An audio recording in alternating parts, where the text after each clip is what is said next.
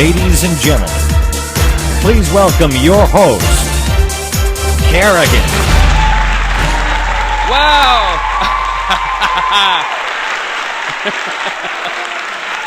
Hello, everybody. Welcome, welcome. Wow.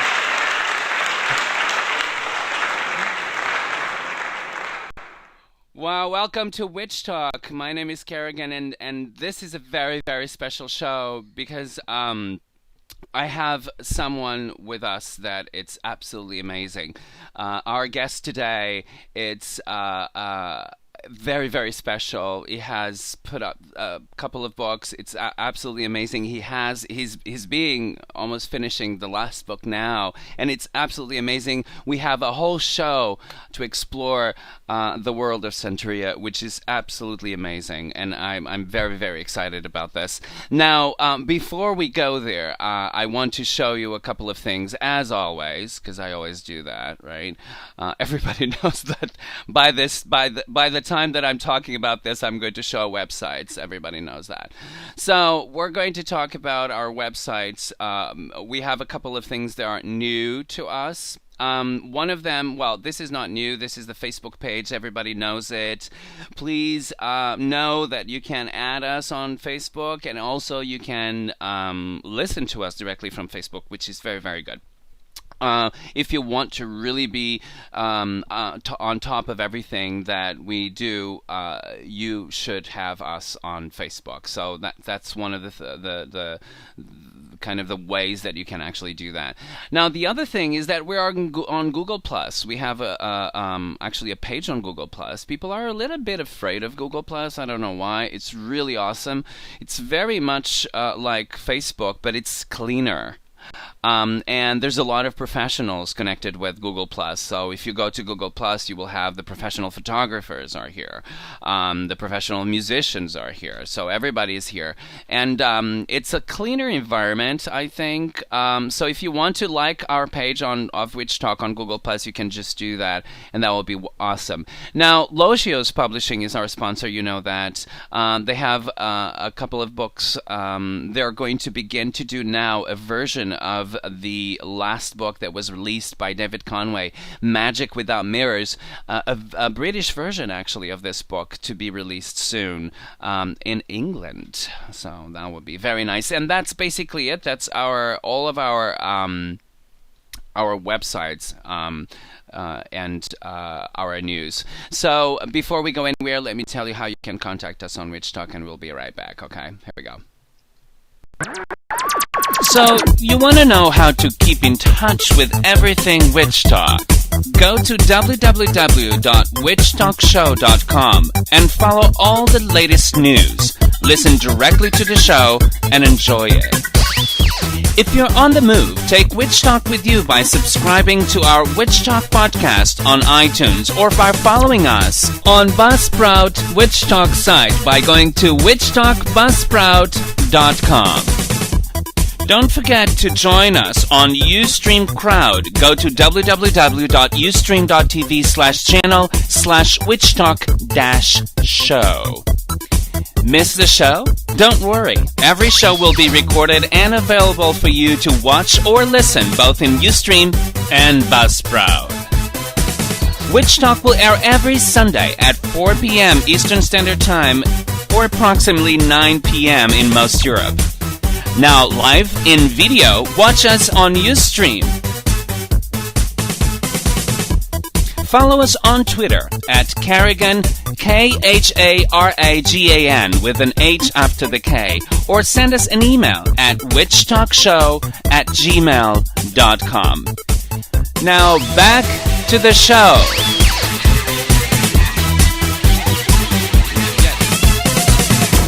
Back to the show it is. Here we are again, and I just wanted to clarify that, yes, you have the same capacity. There's a lot of confusions about Google+. I can't believe that I'm doing like a huge kickoff on Google+ on Witch Talk. It's absolutely amazing to me.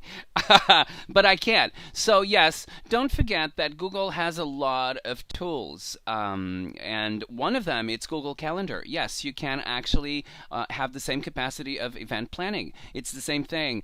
You have documents, you have all of the things, and they are always integrating these things on Google+. So, one of the things that I really like about Google+, it's the Hangouts, which is called Hangouts. And it's basically a very big video conference call for free, up to 10 people. So it's absolutely amazing. It's really, really cool.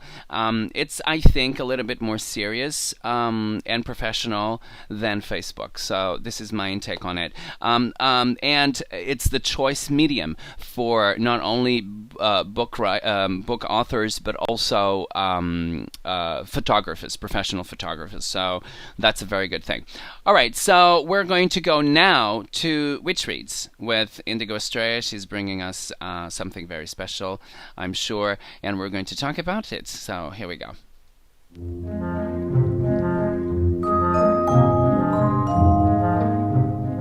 Witches talk about which books witches read.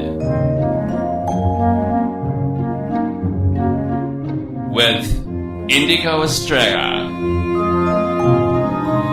Witch Reads. Hello, Indigo. How are you? Hello, Kerrigan. I'm great. How are you?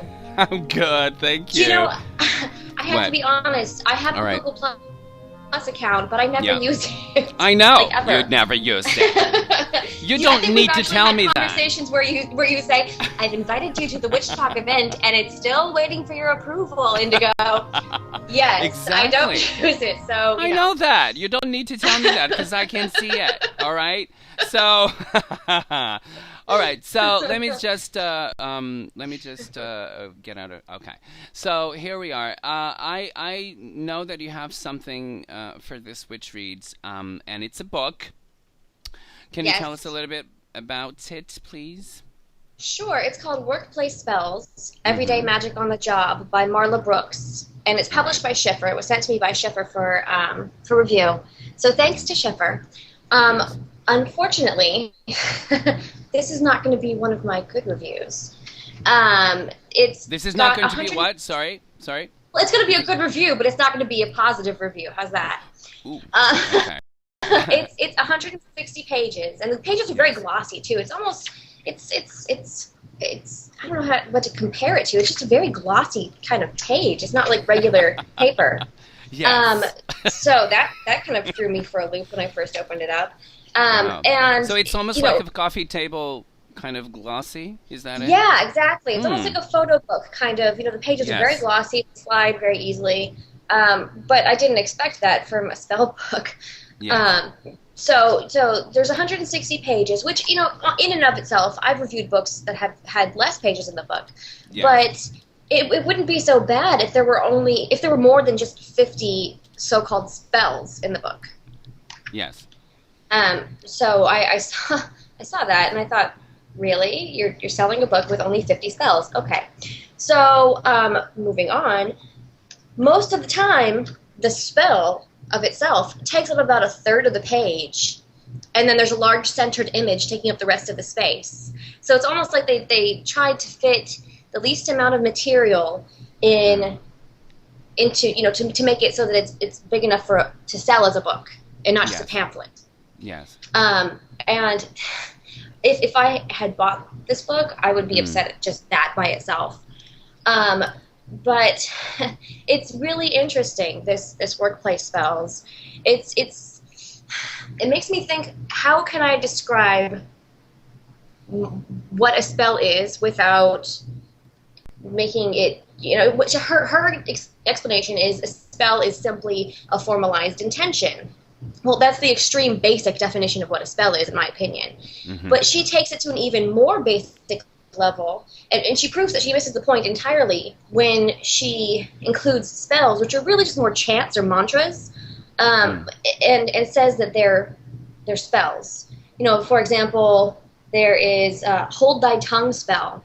So, instead of blowing up at a coworker or a boss, you just repeat the incantation in your mind, and it's Take a deep breath and count to 10. Walk away from the lion's den. The better person I will be if I just step away. So mote it be. Is that a spell to you? I'm curious. What is your opinion on this? I don't think so. Yeah. There is a difference between a spell and an incantation or an affirmation. You know what I mean? Because an affirmation is different. And that particular one, it's actually not. It's kind of like you can walk away. You don't need the spell. You know what exactly. I mean? And that happens repeatedly throughout the book. There's a traffic jam chant. Who is this author? Do we know if she has any background? Her name is Marla Brooks. It says on the cover that she's the host of Para X Radio's Stirring the Cauldron. And she's a host of a show? Mm-hmm. She's a paranormal investigator, and she's written a few other books about ghosts. Okay. A series of books on the ghosts of Hollywood, actually. Okay. So she has more of a background, I think, in paranormal investigating than she does in, magic or witchcraft or, spells. Yeah. I mean, it makes me kind of mad when I see someone, sell a book on spells when most of the book is just chants or incantations and only occasionally involving a candle anointed with oil. Which, that, a lot of, when I do my spell work, a lot of times it involves a candle anointed with oil, but there's much more that's involved in it. There's other, there's a mojo bag that's included in here. There's another, a wish sack, which, you take a piece of paper and a little pinch of cinnamon or ginger, and you light it on fire, and however many times you light it, then it means that there's going to be some problems before it eventually, you have to light it until it burns up completely. So if you light it more than twice or three times, then that means there's going to be some obstacles in your way for your wish to come true. I don't really know if that's a spell. It sounds more like divination to me. Yeah, but me too. It was one of the few inclusions in the book that wasn't chanting or mantras solely. Is there any candles involved in this, or is there any incense, or is there any visualization? Is there anything that tells you that this is more than just an incantation? Most of the time, no. I mean, for example, here's inspiration. When you need to remove a mental block and get inspired to get the job done, light a stick of patchouli or musk incense and repeat the following incantation. Angel Arvath, be my guide and help me push all obstacles aside. Open my mind and bring to me the inspiration I ask of thee. So mote it be. And then you let the incense burn out on its own.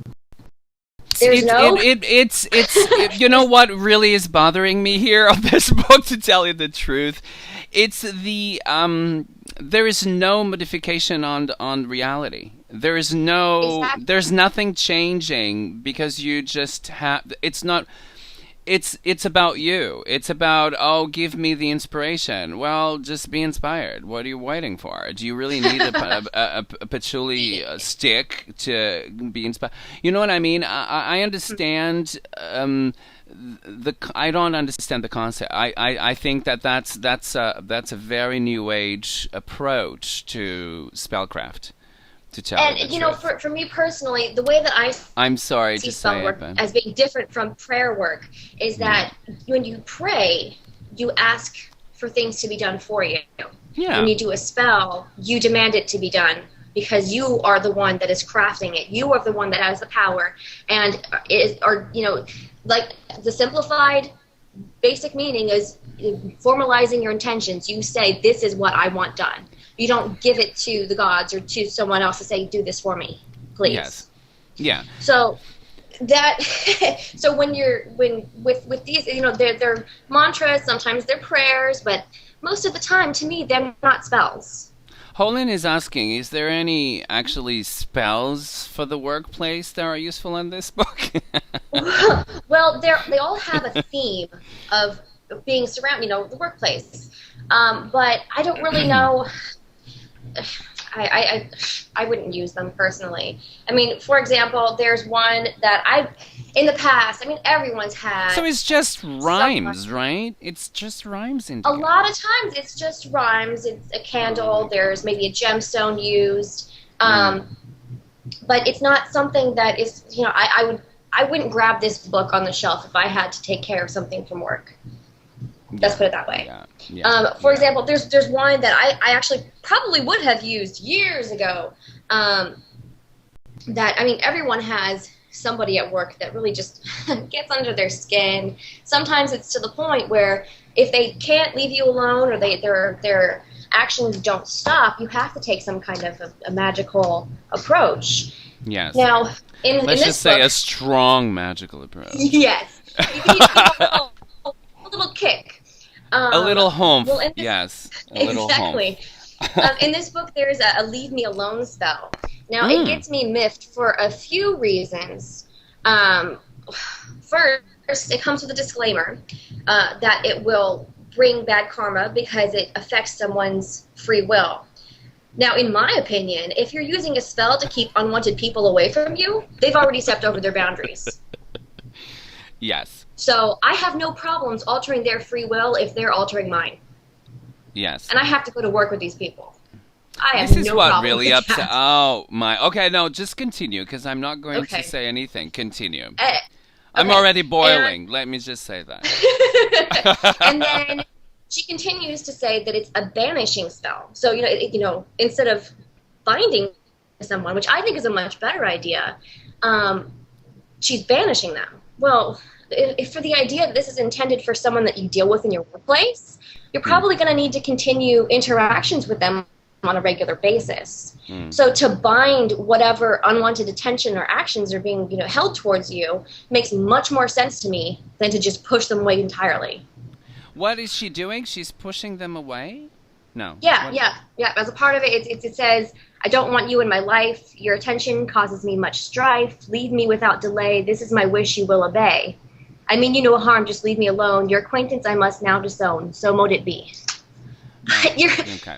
If it's a coworker or your boss, if it happened to work, what happens when you get fired? Then you don't have to deal with them anymore. I know. Congratulations, it worked. I know. I think that, this is a very, very new age approach, and I'm sure there are people who feel that this book is fantastic and very useful. It has 5 stars on Amazon. Really? It does.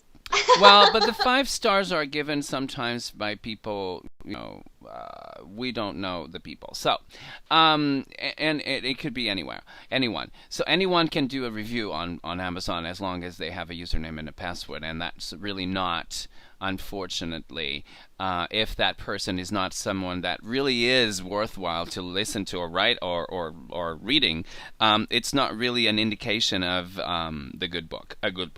So, there's something else that really makes me mad about this particular spell, this leave me alone spell, is that she recommends using a store-bought oil. A what? A store-bought oil. Now, I have, nothing against store-bought oils, that's fine, but when you're writing a book about spell work and spellcraft, the oil that she uses is going to be totally different than the oil I go down to the store and buy. Yes. I have no control with what's inside the oil. And a lot of times it doesn't say what kind of oils are used on the label. Yeah. And it's just, it makes me kind of mad. But let me just clarify this. What does that mean? Is that a store? No. Okay. Is it a brand? Or is it in this, she just says to use banishing oil. Now, later in the book, on page 92, to find the job of your dreams spell, it says you can use, jasmine, cinnamon, honeysuckle, or you can just purchase your favorite attraction oil or come to me oil from your favorite occult store. Well, I knew that. I could pick up, my oils from the occult store anytime I wanted to, but I'm buying a book to explain to me in more detail. I don't want to get a book to tell me that I need to go to a store to get something that's already been prepackaged for me. unless they give you the recipe of the oil, which Mm-hmm. happens, for instance, with the Voodoo Hoodoo spell book. Yes. She actually gives you the recipe of the oil.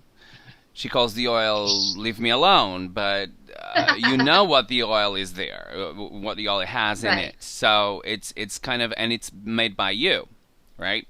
Yeah. So it's different. It's not really something that. Well, yeah, I don't know. It well, this looks book to does me. come with- Hmm.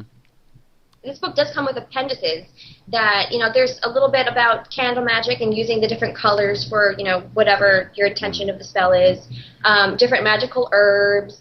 There's a little bit about magical amulets, which, People, let me just say this. Can I just say this, Indigo? I'm sorry. I have to really kind of say something. It feels to me that this person doesn't have an idea of other books. There's no. thousands of books about this. To Thousands. me, If you're going to write a book about this, you better be good. And you better be different. Because there are so many books that are good about the things that you write about, that it's very difficult for us to really kind of say, oh, this is awesome.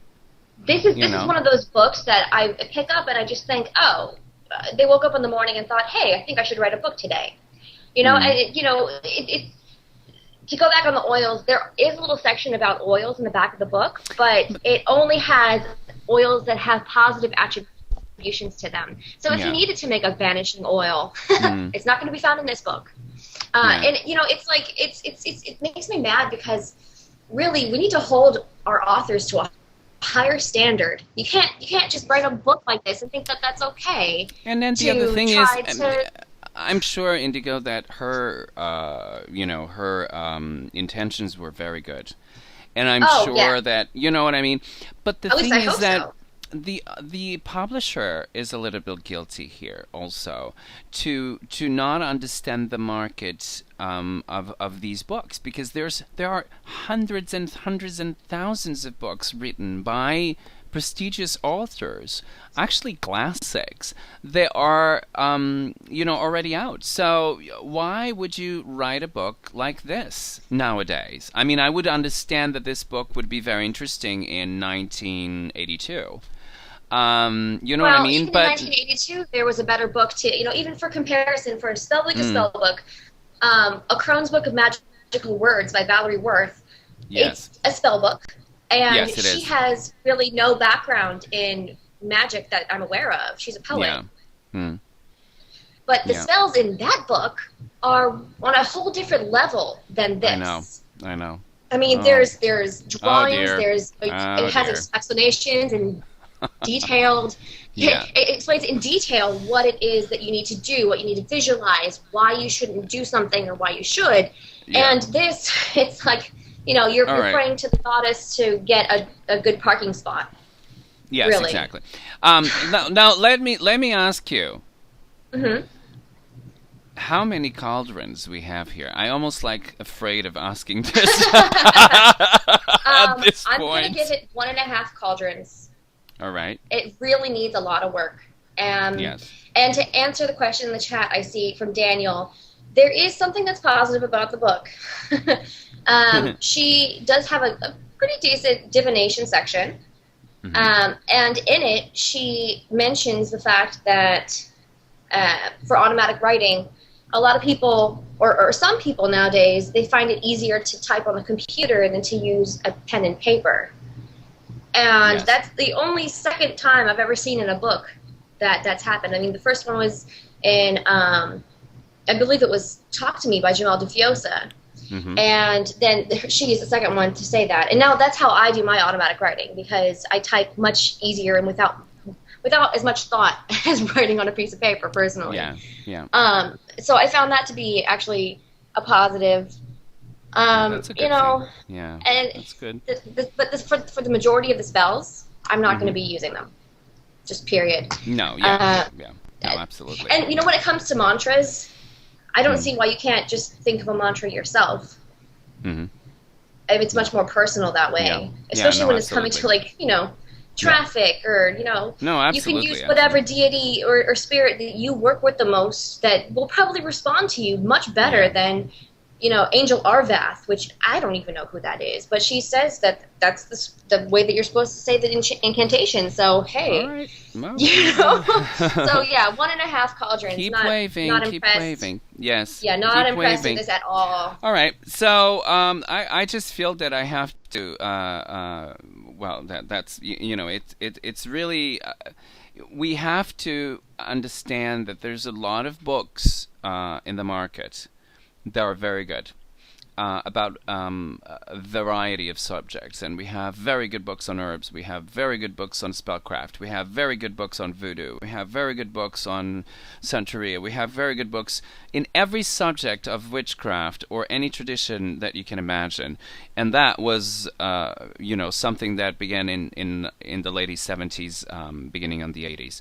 And it's very difficult for you to, and I know this because I'm a publisher too. So you have to really I think that we need to be very innovative. We need to be very different in the publications that we choose to publish, because the market is saturated with so many things and good things that anything that will not go and be different will be very difficult to endure. So this is kind of my intake on the whole thing. Yeah, and as a reader, I want to read something that is going to be new, that I'm not going to find in a different book. Absolutely. Something that's going to be interesting, something that I can actually put to use, something I can refer to friends and on the show to listeners, and bring it up in conversations. And when it comes to something like this, I'm left having more questions than answers. And if I were much newer to the path, I would be reading this, and I wouldn't say that I'd be led astray. I think I'd just be stuck on some. It's beyond 101. It's basic of basic of basic, and it's just you need to include more meat into a book of spells, in my opinion. Because, like you said, there are so many books of spells, and so many books and so many spells that can be applied to the workplace. Yes, absolutely, absolutely. When you're writing a book on workplace spells, you really need to have something that's more than just a mantra and an anointed candle. Yes. Really, yes. You need to have a higher standard for yourself, even as an author. So, I was wanted to like this book, but so I just couldn't. So 1.5 cauldrons for this book, workplace spells. And Indigo, you're going to stay on our chat room, right? Oh, absolutely. I gave Ochani Lele, I gave his book a 5-star review. I would. Yes, I know. I'm definitely staying in this chat. I'm listening. Okay, all right. So thank you very, very much for this wonderful review. And sometimes we have good reviews, sometimes we have. We always have good reviews, let's just say that. But sometimes we give a little bit less cauldrons Indigo Astray. Just give 1.5 for this one. This is the least amount of cauldron ratings I've given to any book, actually. I know. I think. Did you give somebody else at 1.5? 1.5? I gave Adine McCoy a 2. No, Dorothy Morrison a 2 cauldron rating for her book on Yule. Yes, that was it. Okay, so 1.5. Ouch. And but thank you to Sheffer for sending it to me. No, Sheffer, we do appreciate it, and we want to give you more reviews on your books. It's wonderful to have you on board, but the thing is that we need to be honest. We need to be brutally honest with people, and this is how it is, and it's wonderful to have books, and I'm sure that this author will do a wonderful job next time, probably, because if I was her, I would take all of this and will do a better job. That's why we need this. They're the publishers of Emily Carding's Transparent Tarot and Transparent Oracle, which also got five cauldrons from me. So, they do have some good stuff. Just this is not one of their finest publications. Yeah, that's true. Now, Indigo, how long am I doing this? I think that I was doing this 2 years.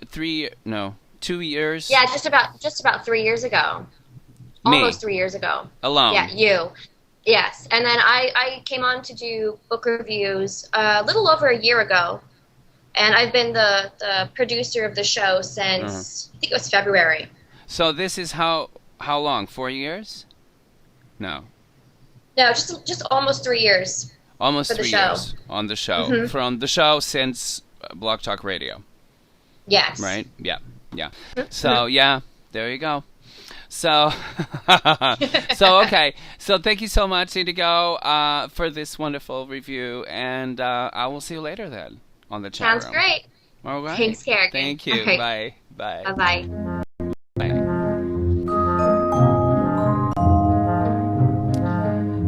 And that was Indigo Estrella with a review of workspace spells and 1.5 cauldrons. So it's kind of, but this is necessary. Sometimes we need that. We need this comparison, and we need to raise a little bit the quality of things because this is what we do. It's important for us to be conscious on how good we have to be and how different we have to be and how we can raise the quality of things. So now I have something that it's very, very interesting. It is for the first time, we have this pentaculum, and it's absolutely amazing because this was a place where Master Nestor has his pentacula, the pentacles, but I decided that this was a wonderful thing that should not go away. Not the pentacles, though, but this will be a space where we can actually get a little bit more information about one subject at a time for 15 minutes. So this is a 15-minute block. It's called Pentaculum, and today is about the Minoan tradition and the Minoan Brotherhood. And we're going to talk about it. I interviewed the head of the tradition in the United States and I think in the world. So it would be very interesting to know what it is and who he is and what does that mean and how did they work. It's very interesting. So here we go.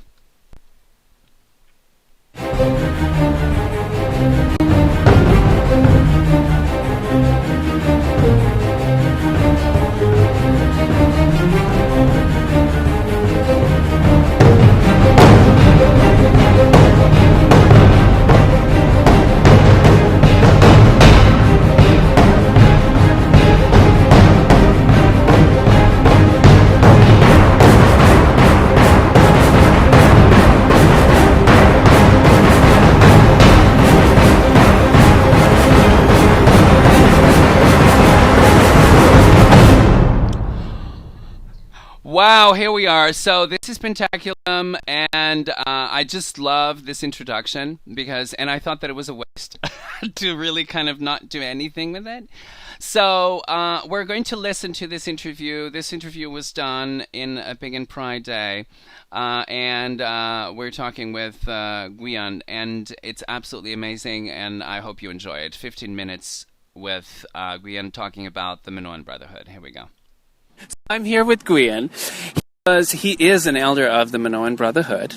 He's also a Gardnerian elder and an NCTW elder. And he was initiated by on the Minoan Brotherhood by the founder, Bajinsi, right?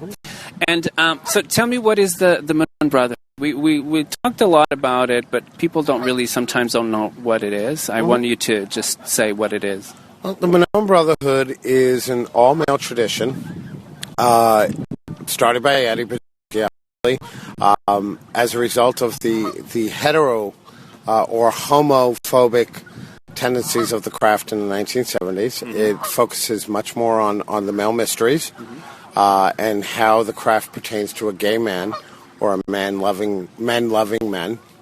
It focuses differently on the goddess and her consort, rather than being a consort, focuses on the goddess and her son. Mm-hmm. So we have a completely different approach to the mysteries of nature and goddess worship. Mm-hmm.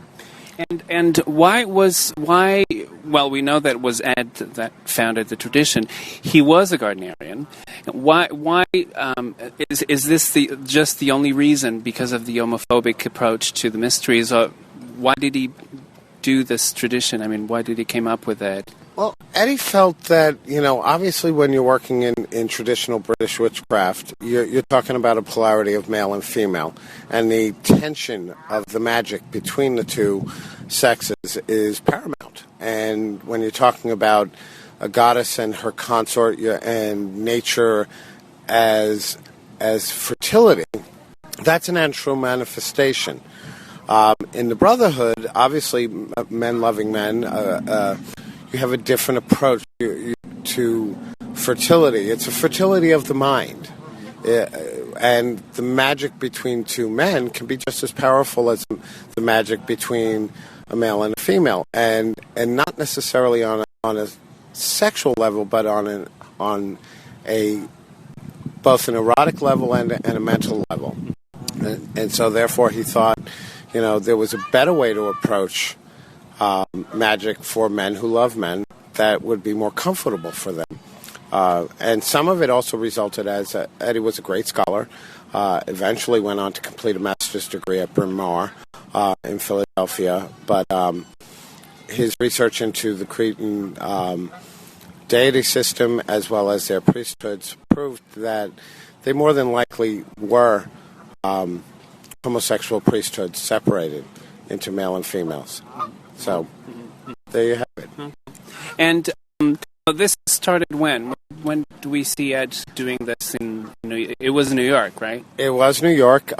Eddie started the Brotherhood. The official start date, I believe, was 1977. Queens, New York. He was experimenting with magic, male-to-male magic, for a little while before that time. While still remaining a Gardnerian high priest, as well as a Welsh high priest.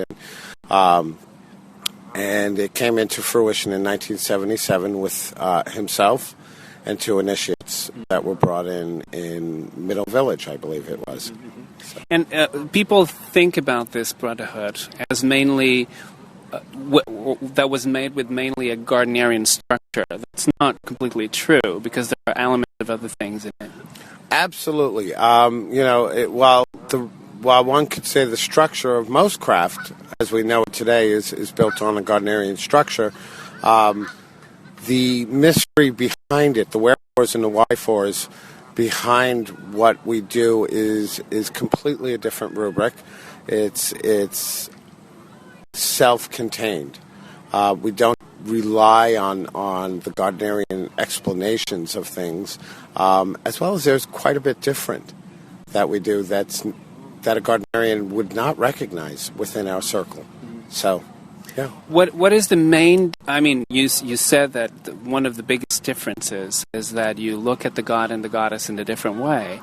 What other difference can you see in the Minoan tradition that really distinguish them, other than being, a same-sex men? And I know that you have a sisterhood too. But. We do have a sisterhood. I think the main, other than men loving men, obviously the mythos is completely different. We, as many of us know, there are certain Gardnerian myths that are related at various degrees.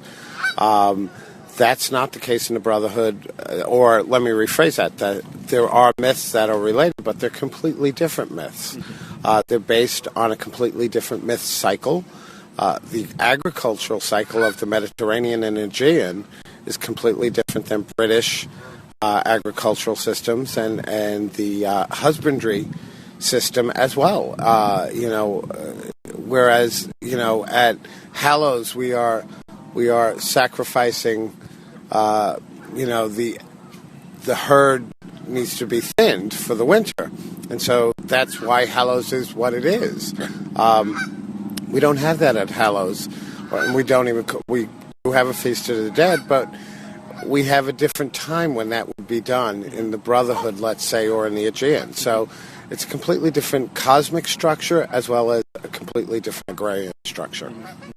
Now, you said also that this is not only for gay men or bisexual men. If a heterosexual man wanted to join the Brotherhood just to experiment in that particular, and to be part of it, can they do that? Do you advise that, or what are your vision about this? I think we have entered a different time. I think a younger man might be a little bit more comfortable, and when I say younger man, I'm about to turn 50. A 50-year-old straight man might find it a little bit different than a 30-year-old straight man who is a lot more comfortable with their own sexuality and how it relates to the world. They don't see it as black and white as when I grew up. So can they experience it? Yes, they can. They have to be comfortable with the maleness of our energy. And I'm not talking about slap each other on the back and talk about home runs. I'm talking about a highly tense, erotic kind of energy. One could almost say it's sort of tantric in its way. And if a male can be comfortable with another male in that energy space, then absolutely. How is the Minoan Brotherhood structured? Do you have obviously you have degrees, but you have, because I'm assuming that you do, because it's kind of like, it has the blueprint of Gardnerian, but how is it structured? How does it work? The Brotherhood is set up in a 3-degree system, just like British traditional craft is as well. First degree, second degree, and third degree. First degree is a priest, just like anybody else, but it's a neophyte priest, so it's a learning priest. Second degree is somebody who is preparing for the high priesthood, and third degree is obviously a high priest, or what we would actually call a minos, as opposed to a high priest. The minos is also needs a second in charge, and that person is called a server. They are almost always of the high priesthood as well. That's a safeguard if anything should happen to the minos and he can no longer fill the position, then the server would step in and take over. And then we also have a yearly position, which is called a koros. It's a year king, based on, again, the mythos of the Aegean. And he represents the male god, the young male energy within our circles for approximately a year, and after which he is usually elevated to second degree as I don't want to say reward, but as a recognition of the service that he's done. We don't call our groups covens; we call them groves, and each one is autonomous, just like in others. Traditions. We do have a little bit of a cohesiveness, I think, that is not exhibited, let's say, in guardcraft, but still a great amount of autonomy. Mm-hmm. Do you have, because I know that with that comes the problems of hierarchy and all of that, do you have those also? Because people sometimes with degrees, there's wars and there's this, I'm better than you. How is your approach on that? I mean, for just hearing you speaking, you don't have half of it, but do you have any problems of the... Well, we do have, obviously, every tradition has its own particular set of problems. We tend not to have problems. We're small enough that that we all know each other. It may not be on an intimate level of let's go out to dinner. I mean, we're spread across the United States, and we actually have an initiate now, also in Ireland, who is coming back to the United States to study frequently. But it is small enough that we know who is who. We have had one problem with one individual who has become what we consider an oath breaker. And we have removed him from the tradition.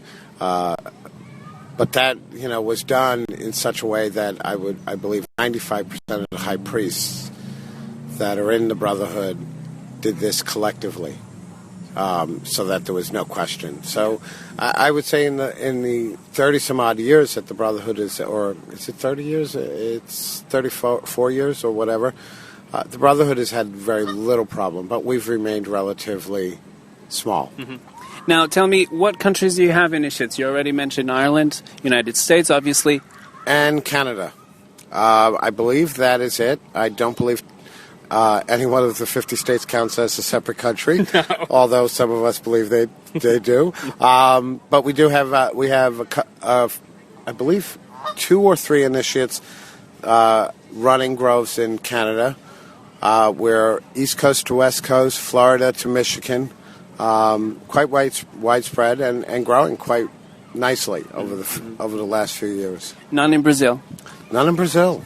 None in Brazil, and I really do think the Brotherhood will expand beyond the small borders that we do have. Like I said, there's somebody in Ireland who is coming over to study on a semi-frequent basis.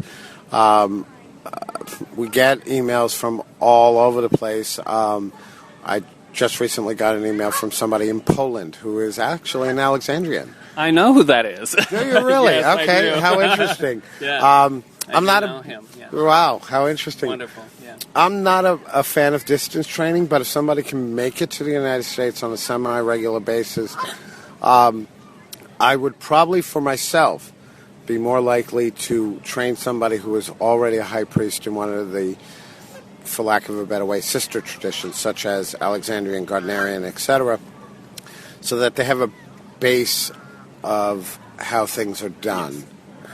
And the other thing that I wanted to ask you is there anybody in Portugal? Because that's where I come from. I just wanted to know if you knew. No, we don't, unfortunately. Like I said, we've gotten inquiries from practically everywhere. But I think, again, most of the Minos that are out there really want to see the person come over in order to study at the very least. Absolutely. So tell me, what form does the ritual practice take in the Minoan tradition? Like many traditions, we meet skyclad. Mm-hmm. There is the central leader, obviously, of the Minos, of a coven. It is very similar to many other traditions in that there are ritual cleansings that would happen before circle. I can only speak for my grove. We're a family. So usually it's a day-long thing. My initiates show up sometimes at 2 in the afternoon, and we don't start circling until 7 o'clock. We chat, we copy, we are staunch copiers, by the way, make everybody hand copy everything from front to back, and do coffee and lunch and everything else, and teach in a very informal way, and then we do circle. It's a caste circle, just like many other traditions, and calling quarters and going through various blessings and invocations. So I think many people wouldn't be unfamiliar with it, while some people would be very unfamiliar with it, because while, it was loosely based on a Gardnerian format, there are many additions that make us unique and address our special needs as men who love men, and again, dealing with our cosmic structure, and our Sabbats, again, dealing with our different agrarian and husbandry structure. Mm-hmm. Now, tell me, if I want to join the Brotherhood, where can I contact people, and where should I go? Well, my primary thing that I would tell everybody before they even think about joining the Brotherhood is check out our FAQ, which can be found at www.minoan-brotherhood.org.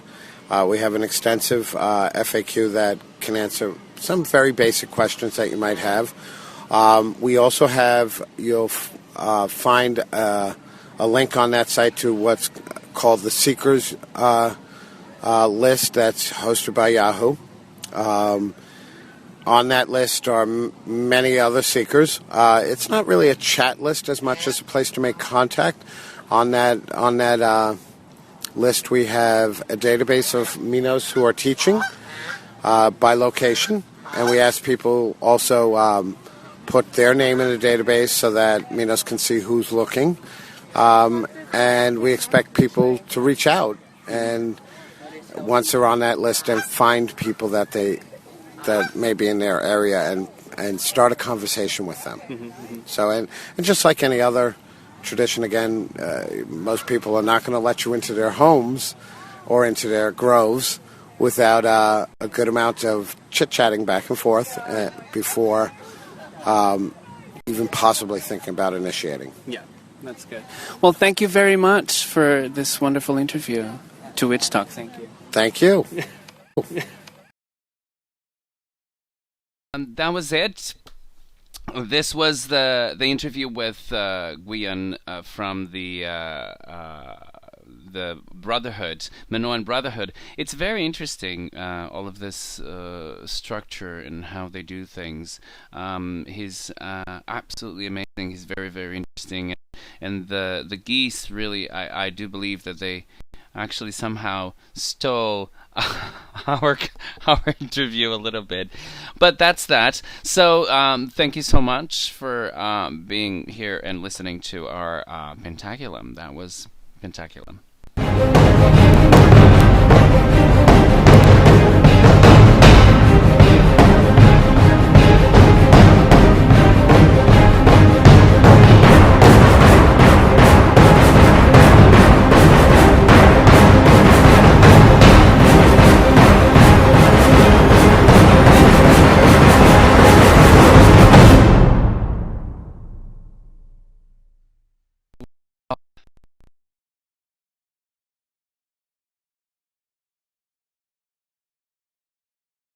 That was something.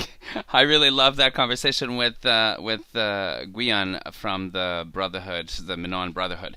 Now we're going to introduce our guest, and we'll be back in a very, very brief after the introduction of the guest, and we will have this fantastic conversation with him about Santería. Here we go. Ochani Lele was born in Richmond, Virginia. He spent 4 semesters studying at Mary Washington's College in historic Fredericksburg, Virginia, planning to pursue dual degrees in English literature and psychology. However, his desire to experience the exotic world of magic and alternative spirituality sent him in a journey that ended with his initiation in the Afro-Cuban world of Santería, a religion known to adherents as the Lucumí faith.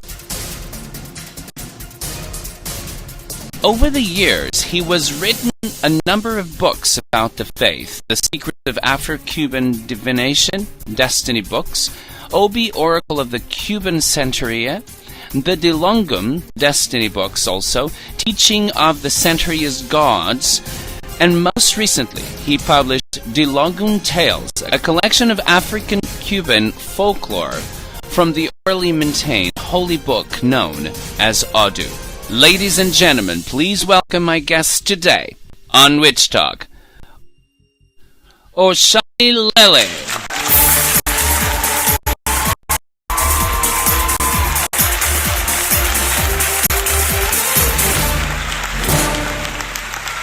Wow. Hello, Ochani. How are you? I'm great. How are you? I'm very well, thank you. Ochani Lele was born in Richmond, Virginia. He's 4 semesters. It's wonderful to have you here. I'm very excited about this interview because Korea is something that it's really a very dear tradition for me. I do not practice it. It's something that I have very close to my heart. And we can talk about that later. Okay. I just want you right now, and I want to know everything about it. So, tell me one thing. One of the things that people sometimes don't really understand is where we come from, and you know, it's important for them to know when they get a book like yours, they know where you come from and how was your journey. And sometimes, these back of these books, sometimes they don't really say things that we wanted to know a little bit more about it. So most of the people that I interview, they were very weird children when they were younger. I was certainly a weird child. Were you a weird child? I was a very strange child. Welcome to the club. Strange. Yes. It's a very exclusive club. Very exclusive. Yes, it is. Yeah, it is. No, but my background's a little bit unique, but really no more unique than anyone that's for something spiritual. I was because I found and magic and mysticism. And when I was very young, we're talking like 11 years old, I was actually initiated into Gardnerian witchcraft by a grandmother and a great aunt. But it's not traditional Gardnerian. It's not real typical horror. My life through Lady Shiva, which most Gardnerians don't recognize as being legitimate. Yes. But I spent the time I was 11 until the time I was 3 practicing witchcraft, practicing spirituality, practicing spells, practicing magic. And it wasn't until 89 that I even heard the words Santería or Lucumí. Wow. Yeah. I was writing at that time for it's a now defunct magazine called Grove of the Goddess. And around, oh my gosh, this was so long ago, back in April of 1989, this news story that broke, and it was about the Matamoros murders in Matamoros, Mexico. Yes. And the colonist for this was half Puerto Rican, and he was familiar, not into it, but he was familiar with Santería and Paloma. And when that student disappeared on spring break in Mexico, his name was Mark Kilroy, and they found a cult in Matamoros. This was also at the same time that CLBA, Church of the Lucumí Babaluaye, was gearing up their fight to the United States Supreme Court. And anyone that's been involved in witchcraft or magic or spirituality since the 80s, anyone that's from the old guard, back in the 80s what we went through just for being witches. If you were out in the open, you were subject to raids, police harassment. And there was a lot of that going on back home in Fredericksburg, Virginia. So when the columnist for Grove of the Goddess wrote the little piece about the Matamoros murders and how it wasn't Palo Mayombe, how it wasn't Santería, that it was just some crazy thing that somebody made up, I decided I wanted to learn more about this. And I had the chance to literally overnight pack up my bags, take off, and come to Florida. And my first search for the religion was here in Florida. Instead of Miami, though, I ended up in Orlando. But I spent a lot of time going to, at that time, there were just a few botanicas in Orlando. And I used to spend a lot of time on the Greyhound bus going down to Miami. Oh, wow. That's very interesting. Yeah, and looking for priests and priestesses and looking for diviners.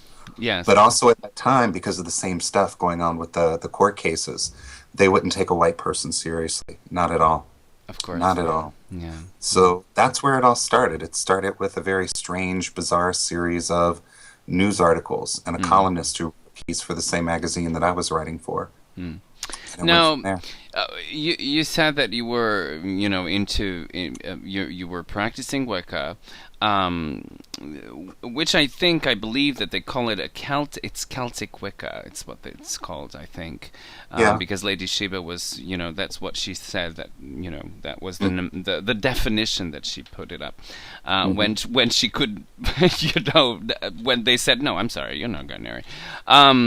Which is, but anyway, so, and then why Santería? I mean, there's so many, I know that it's connected with those, with what happened, but Santería is a very specific tradition. And as far as I know, I mean, you correct me if I'm wrong, it's not something that you choose. It chooses you. It does, and that's what happened to me. It started out with this curiosity, and then it became a familiarity. And then for a while, it almost became an obsession because it's like the more I looked for people and the more I looked for a way in, the harder it became. Yeah. The harder it became. Yeah. And my search didn't end in Orlando or Miami, by the way. It took me to Mount Clemens, Michigan. Yes, Mount Clemens, Michigan. It took me back to Orlando. And then finally, I ended up in a house in Brooklyn, New York. Oh, wow. You were initiated in New York? In New York, in That's Brooklyn. That's very Sunnyside interesting. Avenue. Yeah. That's very Yeah. interesting. Very, very interesting. We had someone from New York in here, and and they were both of them. They were Santeras, and it's very, very interesting also. So now tell me one thing. When one began in there's no return. I mean, this is almost like candy. And it's so ingrained into your soul that you can't really take it off. So it's something that you will die with it. Some people just, they travel through spiritual paths until they actually find their own. And sometimes they don't find it. When someone reached Santería, I'm thinking they're not going anywhere. This is something very definitive, because that's how it works with Santería, I think. Did you ever thought about doing something else, or not being, or did you know people that actually changed and went from Santería to something else? I've never known anyone that's been initiated as a priest or a priestess and has left to go on to be something else. Yeah. I mean, when you commit, there's something about the religion, there's something about the faith, there's something about what we call the I Ching, the power. And it's so loving and it's so warm and it's so all-embracing. And more than just a religion, it's a culture. There's this huge, vibrant culture. There's this proud history. There's so much to it that once you're caught up in it, you don't want to leave. If this is where you're supposed to be, this is where you're supposed to be. And when you find it, you just keep digging at its core until you arrive at your goal. It's beautiful. I've never experienced this anywhere else. And, I've been involved in a lot of New Age stuff. I've been involved in witchcraft. When I was growing up, my parents, they were sending me to a Southern Baptist church when I was younger. I've even tried Catholicism, but there's something about this, the nobility, the grace, the history, the I Ching. There's no going back. Once you've really discovered the heart of it, there's no going back. Yeah, it's a tattoo. So that doesn't go bad. So it's really, really good, and it's a tattoo on your heart. I mean, it is. I mean, you can't take a tattoo from your heart. So I think that this is the book. I'm going to show people the book. The book is absolutely amazing. It's very, very beautiful. The cover is absolutely stunning. It's really, really, really.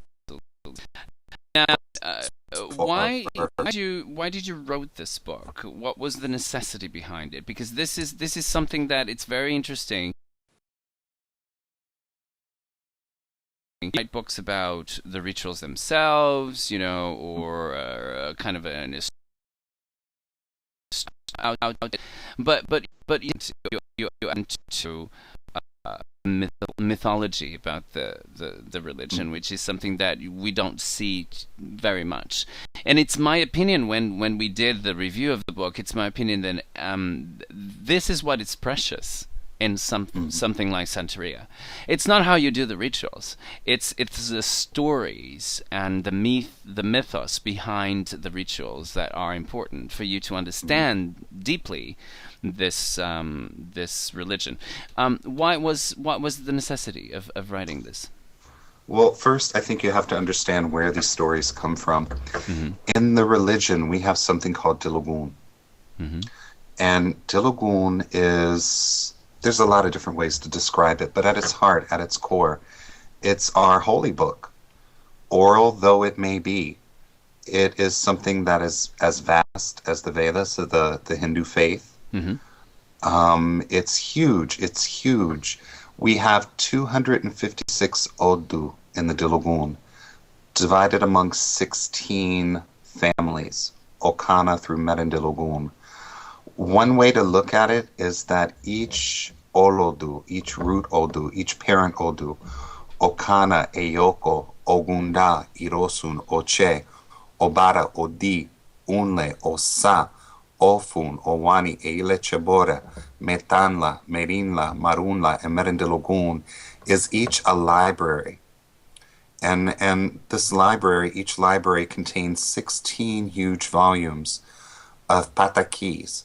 Those are the myths, the sacred stories that we tell. Proverbs, proverbs are essential to any healthy indigenous tradition. There's ebos, there's magical works, there's herbs, there's folklore, there's just so much in each of these. But the heart of the Diloggún are the stories that we tell. The thing that attracted me the most is the stories and the storytelling. We're a religion of storytellers, and we're a religion of stories. And even though this book looks like a pretty good size, this is just a small, small drop in the bucket of the stories that we have, the stories that we tell. What draws me to them is you can read these. You can read these and you can know the essence of the Lucumí faith. You can read the patakís about, for instance, Ochun or Obatala or Yamaya, and you don't know about them because somebody's told you this is what they're like, but you know about their essence from the stories of their lives. This volume, however, focuses on the natural world. The sun, the moon, the stars, the animals, the rain, the changing seasons. The Yoruba and the Lucumí descendants of the Yoruba have this very intense spirituality. They have a well thought out, well planned system of metaphysics. And they sought to make sense of the world around them through the stories of nature. They watched how the sun and the moon interacted. They watched how the animals acted. And these became the fabric from which the stories were told. So you can understand by reading this book the mind of the Yoruba, understand their approach to nature, because we are a religion of nature worshippers. You can understand the essence of what it is to be Lucumí. It's beautiful because I think that this is really what people should read if they are interested in Santería. Is there any other volumes that come out? I mean, about anything else? Because you said that this is the natural world. Is there anything in mind that you're going to write about Diloggún of any other thing about, I don't know, other... Well, I am working on a book right now that, very good to know. Of course, is based on the Diloggún. Yes. But I'm actually taking on, or I have taken on, and it's almost done. The manuscript is due December 31st. Pressure, gotta finish it. Well, but you have the whole world waiting. I know, no pressure. No pressure, no pressure. It's a lot of pressure. Yes, I know. But the book is called, the final title is going to be Sacrificial Ceremonies of Santería. Okay. And I'm actually the first priest in the tradition that's going to take on the subject and present what it is we actually do. It's giving a very extensive history of how we became what we are today. It talks about Olodumare, which is God. If you had to describe us, the best term to use would be diffuse monotheism. We believe in one God with many faces, those faces being the faces of the Orishas. I'm going to be talking about preparations for animal offerings, because there's a lot of preparation that goes into it. You know, forget anything you've read anywhere, forget anything the media has ever said. There's a lot of work that happens beforehand. And then it's going to talk about the ritual specifically, and also what parts of the Diloggún dictate each ritual. And then at the end of the book, again, it's going to be more patakís, more stories about why certain animals are offered, why certain orishas have certain food taboos, things like that. So that's what I'm working on now. And I'm really very happy with the work I've done. I think I've tackled the subject well. Well, I can't wait. Let's just say that. And I'm sure that anybody that is listening to us, we can't wait, because it certainly is a taboo subject. I always wanted to talk about that because, it's one of the things that I wanted to demystify. Because I come from a country that, we don't have animal sacrifices, but I do have a perspective that it's different from the correct politically correctness of the American. So I do have a different intake about it. Obviously, I'm not, and people take this very wrong. Oh my God, he's in favor of animal, slaughter. It's actually not animal slaughter. It's called sacrifice for a reason. So, because, sacrifice is turning it sacred, and it's really something different. It's really nothing to do with slaughter at all. And as you said, there's a lot of preparation onto it. Yep. Now, and plus, go ahead. People are so divorced from the food they have on their plate. Oh, yeah, absolutely. It's so much easier, isn't it? Yeah, it's just easier to go into your local Albertsons or your Safeway and just pick up this nice pink little package of meat that doesn't even have a face on it. No. But with us, it's taboo for us to have blood, So the gods eat before we eat. Basically, that's it. Every now and then, if we're using an animal to cleanse somebody of osogbo, misfortune or sickness, sometimes those animals do get discarded at certain sacred places. But for the most part, everything is used, everything's eaten. Instead of going to Albertsons, we go to the farm. Yes, absolutely. Yeah, and it's so much better for you. Yeah. And you get to see the animal before you eat it, so you know if it's healthy. Yes, exactly. So, now, there were a lot of there's a lot of things that I want to ask you about Santería. First of all, one of the things that I think it's taboo, and you already touched on it when you talked to us about how you came to it.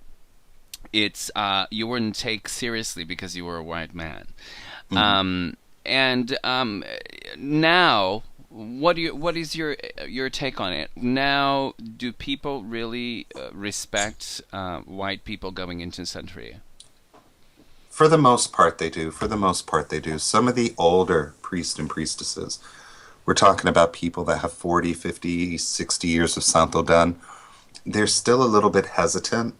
But there's a lot of places where entire Ileocha are composed of white people, especially up in Michigan. In my house, in my Ile, I'm my godfather's only Caucasian initiate. Everybody else is Puerto Rican or Cuban or African American. But in Florida especially, in New York especially, you're seeing more and more white people coming to the religion. They're coming because they need healing. And the Orishas, at the end of the day, that's what it's all about. It's about health. It's about healing. It's about growth. Yeah. So it's opening up. It's becoming easier. It's becoming more accepted. That's a good thing. That's a very good thing. Now, did you feel that in your apprenticeship, when you were studying it, and where I'm sure that you were introduced to those old priests and priestesses of Santería, you talked about hesitant. Did you felt that they didn't really actually told you everything because you were white? Yeah, especially at the beginning. But we even have a proverb that says, "Bit by bit, you eat the head of the rat." It's bit by bit that you learn or that you grow. So I did it slowly. Yes, absolutely. Now, one of the most beautiful ceremonies and preparations that I obviously I was not told everything, but I was told bits and pieces. It's the Santería. And it's very intense. It's very beautiful. It takes many days, right? Oh my gosh, the initiation to be a priest or a priestess solstice. Yes. It's 7 days See? long. Yeah. And the day before doesn't even really count as one of those days. There's a lot of days. There's a lot of days. There's a lot of days and preparation, right? Yes, and it's one of the most beautiful experiences you'll ever have. It truly is. Most of those rituals are secret. We can't really talk about them. But ceremonies are done everywhere. There's sort of a baptism that's done at the river the night before. You know, and the day before the initiation, there's thousands of things that have to be done. You have to gather herbs. You have to make arrangements to have the animals delivered. Next day, you have to go out in nature and you have to find the stones that the orishas are comprised of. You have to build a throne. You have to lift people to work. You have to lift the yubon. It's insane, all the stuff that has to happen. You know, and it's not like you can just go to the store and buy everything in a nice little package. Yes. You know, the stuff, you go everywhere. You go everywhere. So people are running errands. By the time the preparations are done, you're already exhausted. You're already exhausted. And it's not even beginning. It's not even beginning. And, you know, day number 1 is the initiation proper, where the new initiates orishas are born. One orisha is born from the one previous to it. It's an unbroken lineage that takes us back to the ancient Yoruba, you know, when they first realized nature was suffused with spirits. The yawo has to be prepared. There's a huge crowning ceremony. And the people that it takes for this, it's so many. And when you just think of all the work that has to be done and how it has to be orchestrated, and you have to have an oriete that's experienced, a master of ceremony, to direct everyone, because that's the day when the animal offerings happen. The animals have to be butchered. They have to be cleaned. The meat has to be prepared for the ceremony the next day. You know, you start at 6 in the morning and you're not done till 10, 11, sometimes midnight that night. Yeah. And it's intense. Then after that, yes, it is. There's the yawo's presentation to the community, which is a drum party for the orishas. And that's the day when all the foods are made from the animals that were sacrificed. Oh my God, the food is so good. Oh, of course it is. You know, it's magical food. It's magical food. It is. And it is. Yeah. There's just, for the remainder of the week, there's one ceremony after another. So when it's done, you've been through a lot, but your life has changed, totally changed. Oh, of course. Well, it's what it says. It's an initiation. So, I think that one of the things that I feel that are very beautiful is this. It's very. I'm very, very excited that you're here, Ochani, because this is a point where we talk about. And you were a practicing witch also, so you can understand this, and this is very important for us to actually affirm right here. 7 days, people, and you have to do it yourself. There are pieces of it that you have to do yourself, and you get exhausted even before you begin. So when you say, when we talk about Wiccan, people can, it's better for you to actually do your tools before ahead, and they say, well, I can't really go to the store and buy them. Think again. 7 days. I'm just saying, That's just the actual initiation. After you come out of the throne, you have what we call a yaboraje, which is a year and 7 days wearing nothing but white from head to toe. There's no makeup. There's no jewelry except for your orisha bracelets and beads. There's no going out at night. You know, there's no partying. It's a year of calm introspection. Isn't that amazing? And even during that year, at different points, there's ceremonies that have to be done. Every month you have to have what's called a rogation of your head. There's the 3-month ebo that has to be given to the orishas. And then there's ebo del año, which is done at the end of the year. And most people for that, you know, they throw a huge drum party again for the orishas with this huge plaza of fruits, you know, in commemoration of what was done on the last day of their initiation week. So the actual initiation takes 7 days, but there's still another Things- 12 months of ceremony that Yeah. you go through Yeah. with some very severe restrictions on your lifestyle. Yeah. Yeah. Yeah. So it's a huge commitment. It's huge. Now, I understand that that would be easy for someone who's like, let's just say, a doctor or a nurse eventually, because they actually use white, some of them. Actually, it's not. It's not, because when I was a Yawo, I was in nursing. Oh, you were?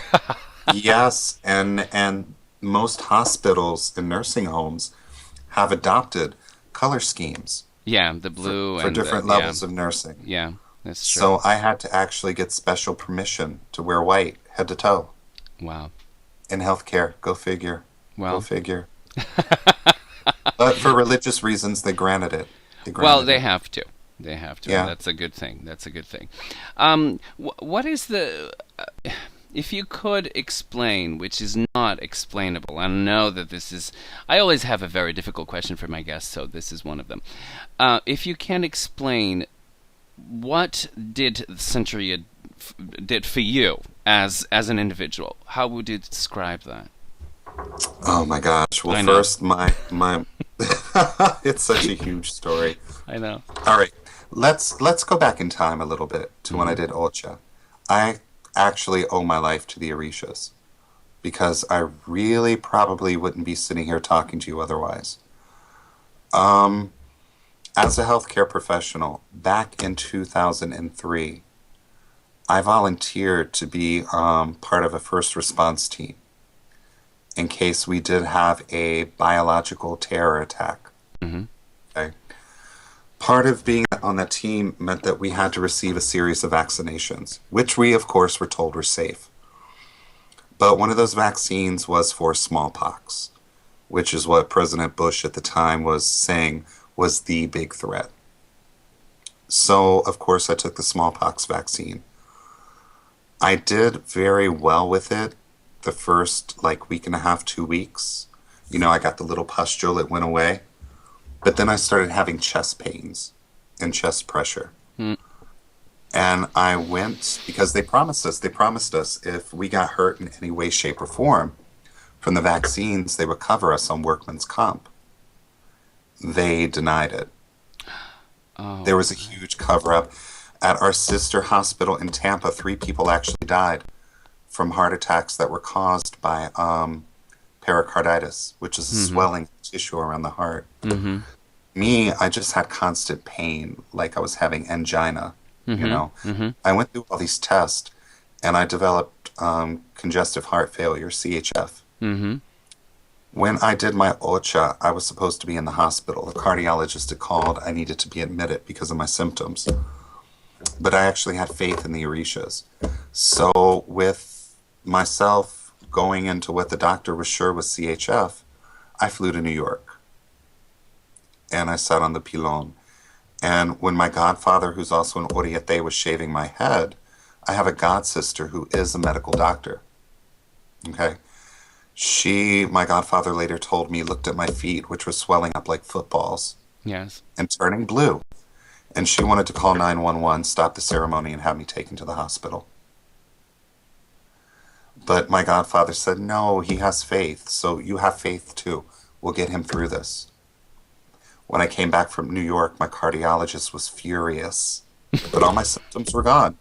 And my only health problem is something I inherited in my family, which is high blood pressure. So, go figure. That's very good. Absolutely amazing. Absolutely amazing. Likewise, I have a goddaughter who has yet to do Ocha, but she has an incredible healing story too. Last March or April, she was diagnosed with stage 4 ovarian cancer.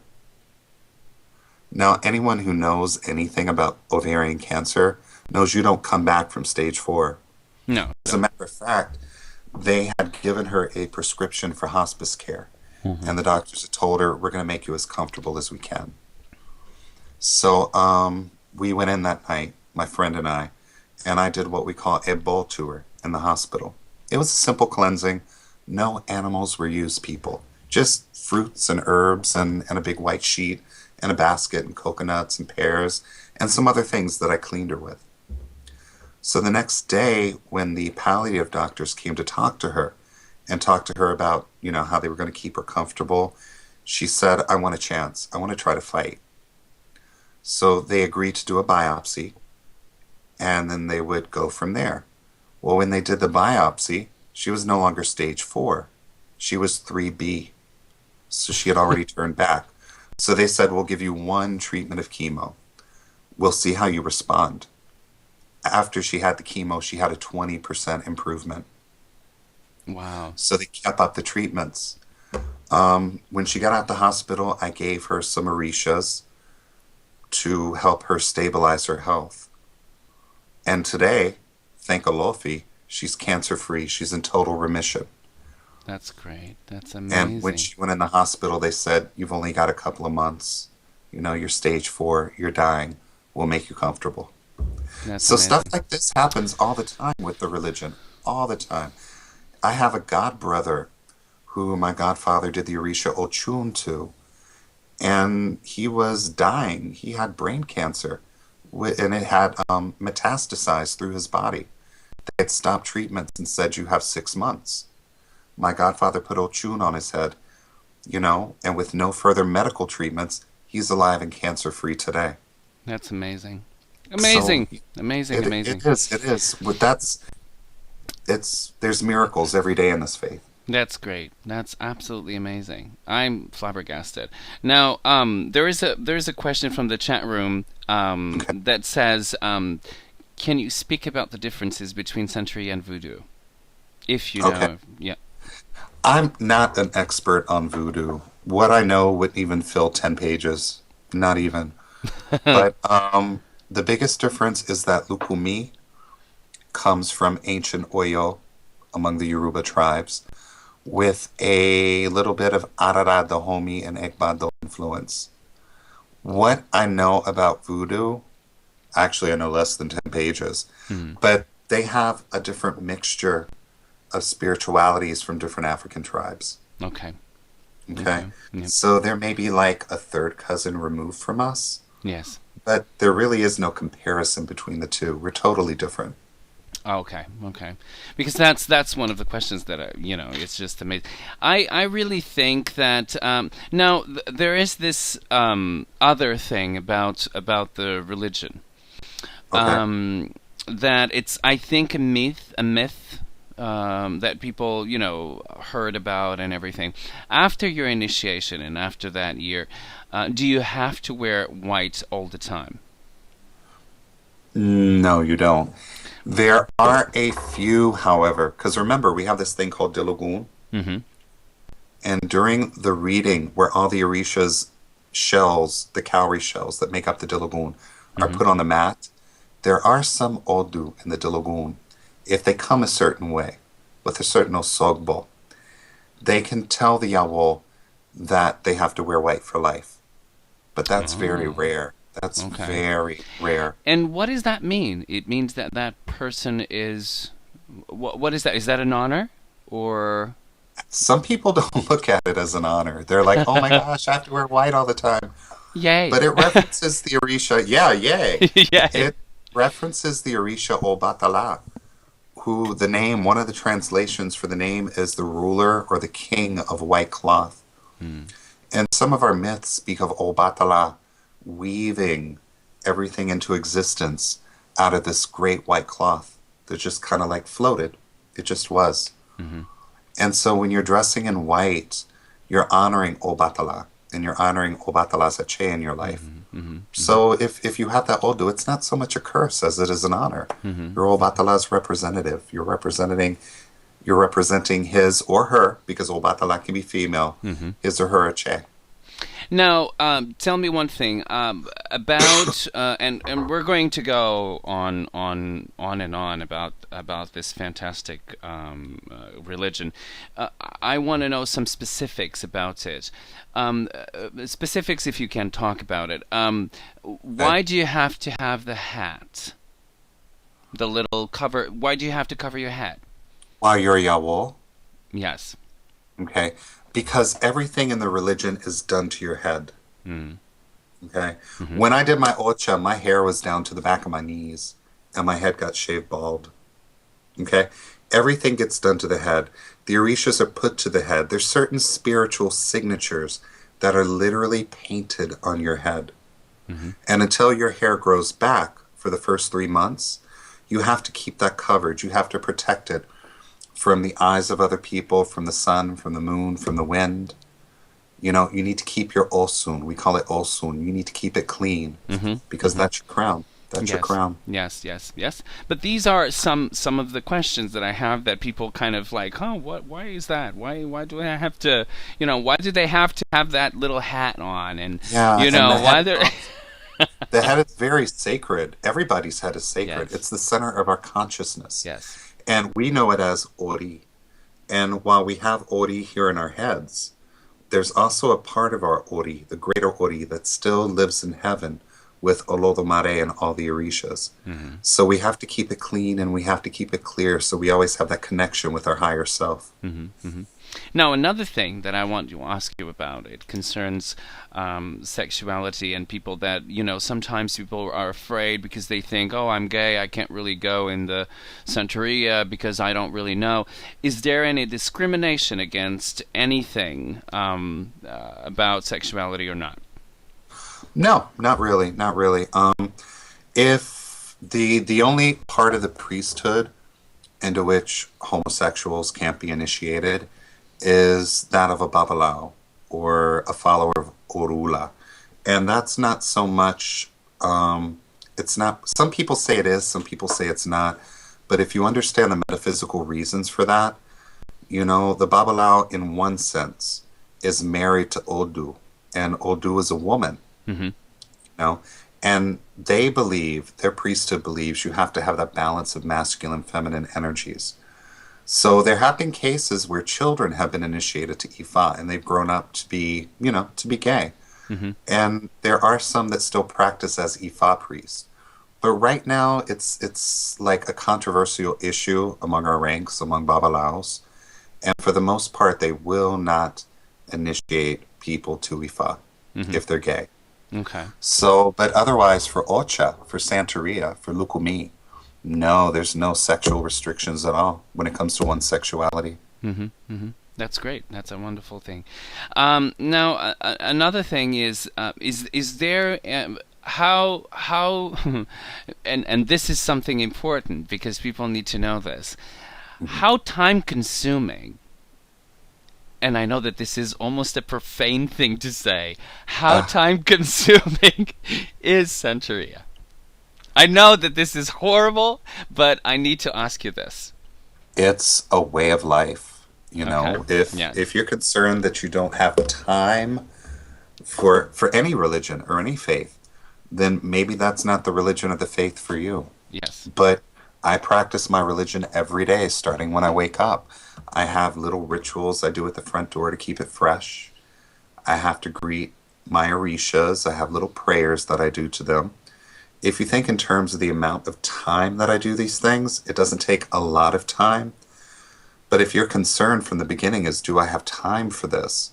Then you probably don't, because it's a way of life. It's not something that, you put these pretty little containers on the shelves and then once a month or once a year you take them out and say, okay, I need to talk to you. No, it's a daily affair. We actually have very personal relationships with our orishas. That's amazing. Which is something that sometimes people kind of like, I wanted to Comfort Girl, can you post again that question about reincarnation, because I didn't get it and I can't see it, so please post it again so that I can actually do it. So what is Santería view on afterlife? Is there any kind of belief or of reincarnation in the Santería religion? Yes, we do believe in reincarnation. Although I have to say, and this is one of the secrets of the priesthood, so I can't really speak about it openly. Mm-hmm.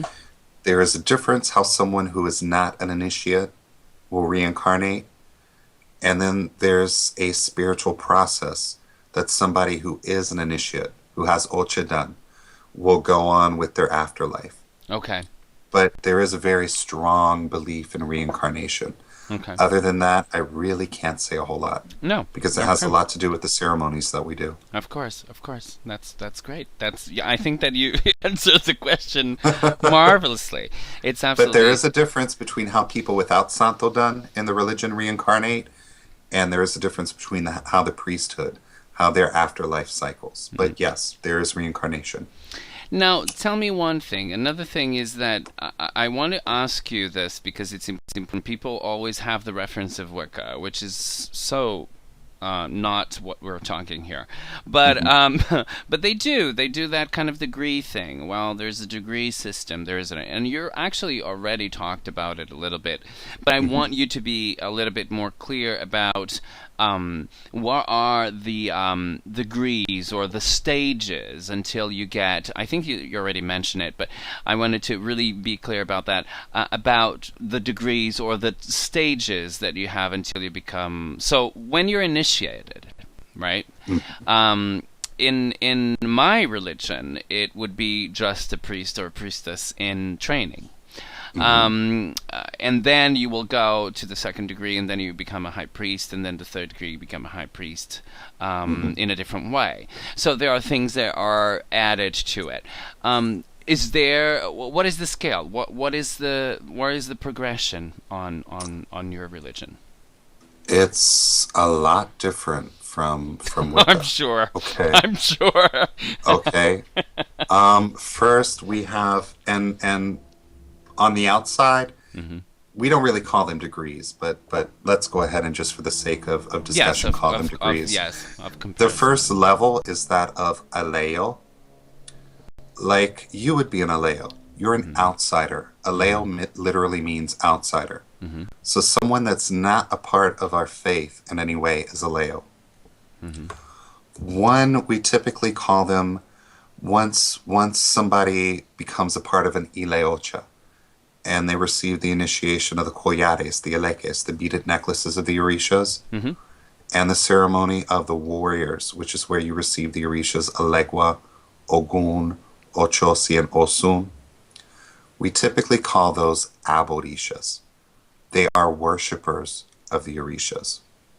All right? Now, there's a lot of like little initiations that aborishas can take. They can receive the orisha Olokun.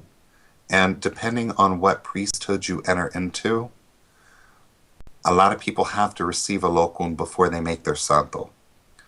Aborishas can receive the orisha oko. It's rare, but it can be done.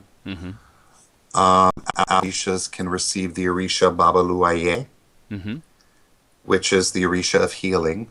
It's rare, but it can be done. They can also receive the orisha, and people argue this, but inle. It's rare, but it can be done. For most of your aborishas, once they have their eleques and once they have the warriors and they receive a lokun, they can also receive the ibe, which are the twins of Ochun. Chango is their father, and Yamaya raised them. And then Obatala blessed them. They're children of miraculous birth. They were born in miraculous circumstances, and they never grew up. They stayed children all their lives. But basically, the aborisha receives the eleques, the warriors, olokun, maybe the abe, and then if the orishas want them to, because it's not like anybody that just comes and says, I want to be a priest, I want to be a priestess. You don't get crowned just because you want to, You have to have what we say are letters for it, or the orishas have to actually want you to be a priest or be a priestess. And live in your head and live in your homes. There's different levels with that. There's the yawo, who is the novitiate. That's the person that has just made their santo, and they're spending their year and 7 days in white. And once that's over, you're a priest, you're a priestess. But people in this religion tend to specialize. You know how in Wicca you get to be kind of a jack of all trades. You know a lot about this and a lot about this and a lot about this. Well, the knowledge in the Lucumí faith is so specialized that no one head can hold it all. We have priests and priestesses who are experts at beading and beadwork. We have priests and priestesses who are what we call osanistas, They have the Orisha Osain, which is the Lord of the Forest, and they know all the herbs that we use for all the ceremonies. They know them by name, they know them by sight, they know where to pick them, they know what they're used for, medicinally and otherwise. That's a huge body of lore. Oh, yeah. Yeah. You have people that specialize in divination, which is what I do. You have people that become drummers. And to be a drummer, to be a drummer in this religion, you don't have to have ocha done. You can be an aborisha, but there's special ceremonies and training they go through. It's a long period of training, years and years and years. We have akboms, who are masters of song. They know how to sing the songs to bring the orishas down to earth during the drum parties. There's so much specialized knowledge.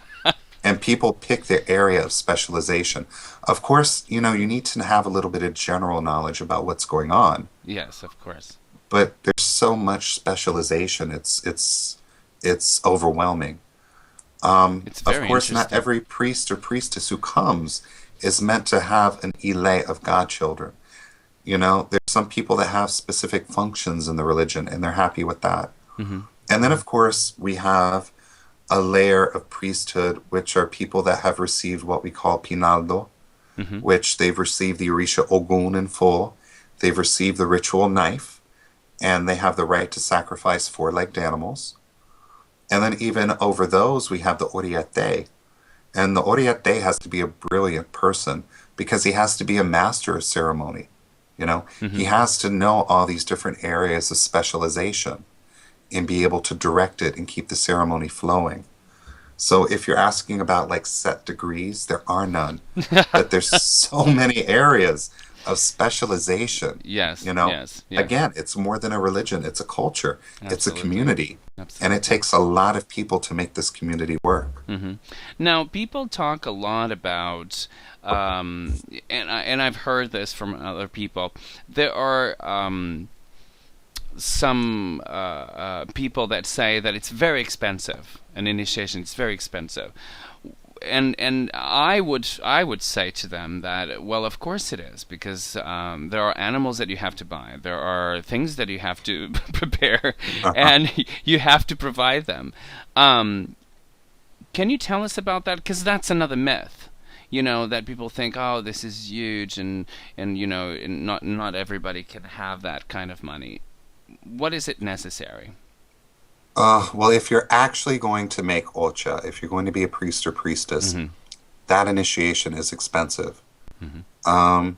And it's not money in the godparent's pocket. Everybody that comes to work gets a levante of $10 or $15 for showing up and working like a dog from morning till night. The oriete has to be paid. The herbs have to be bought. The animals alone to do an ocha can cost you about $2,100. Mm-hmm.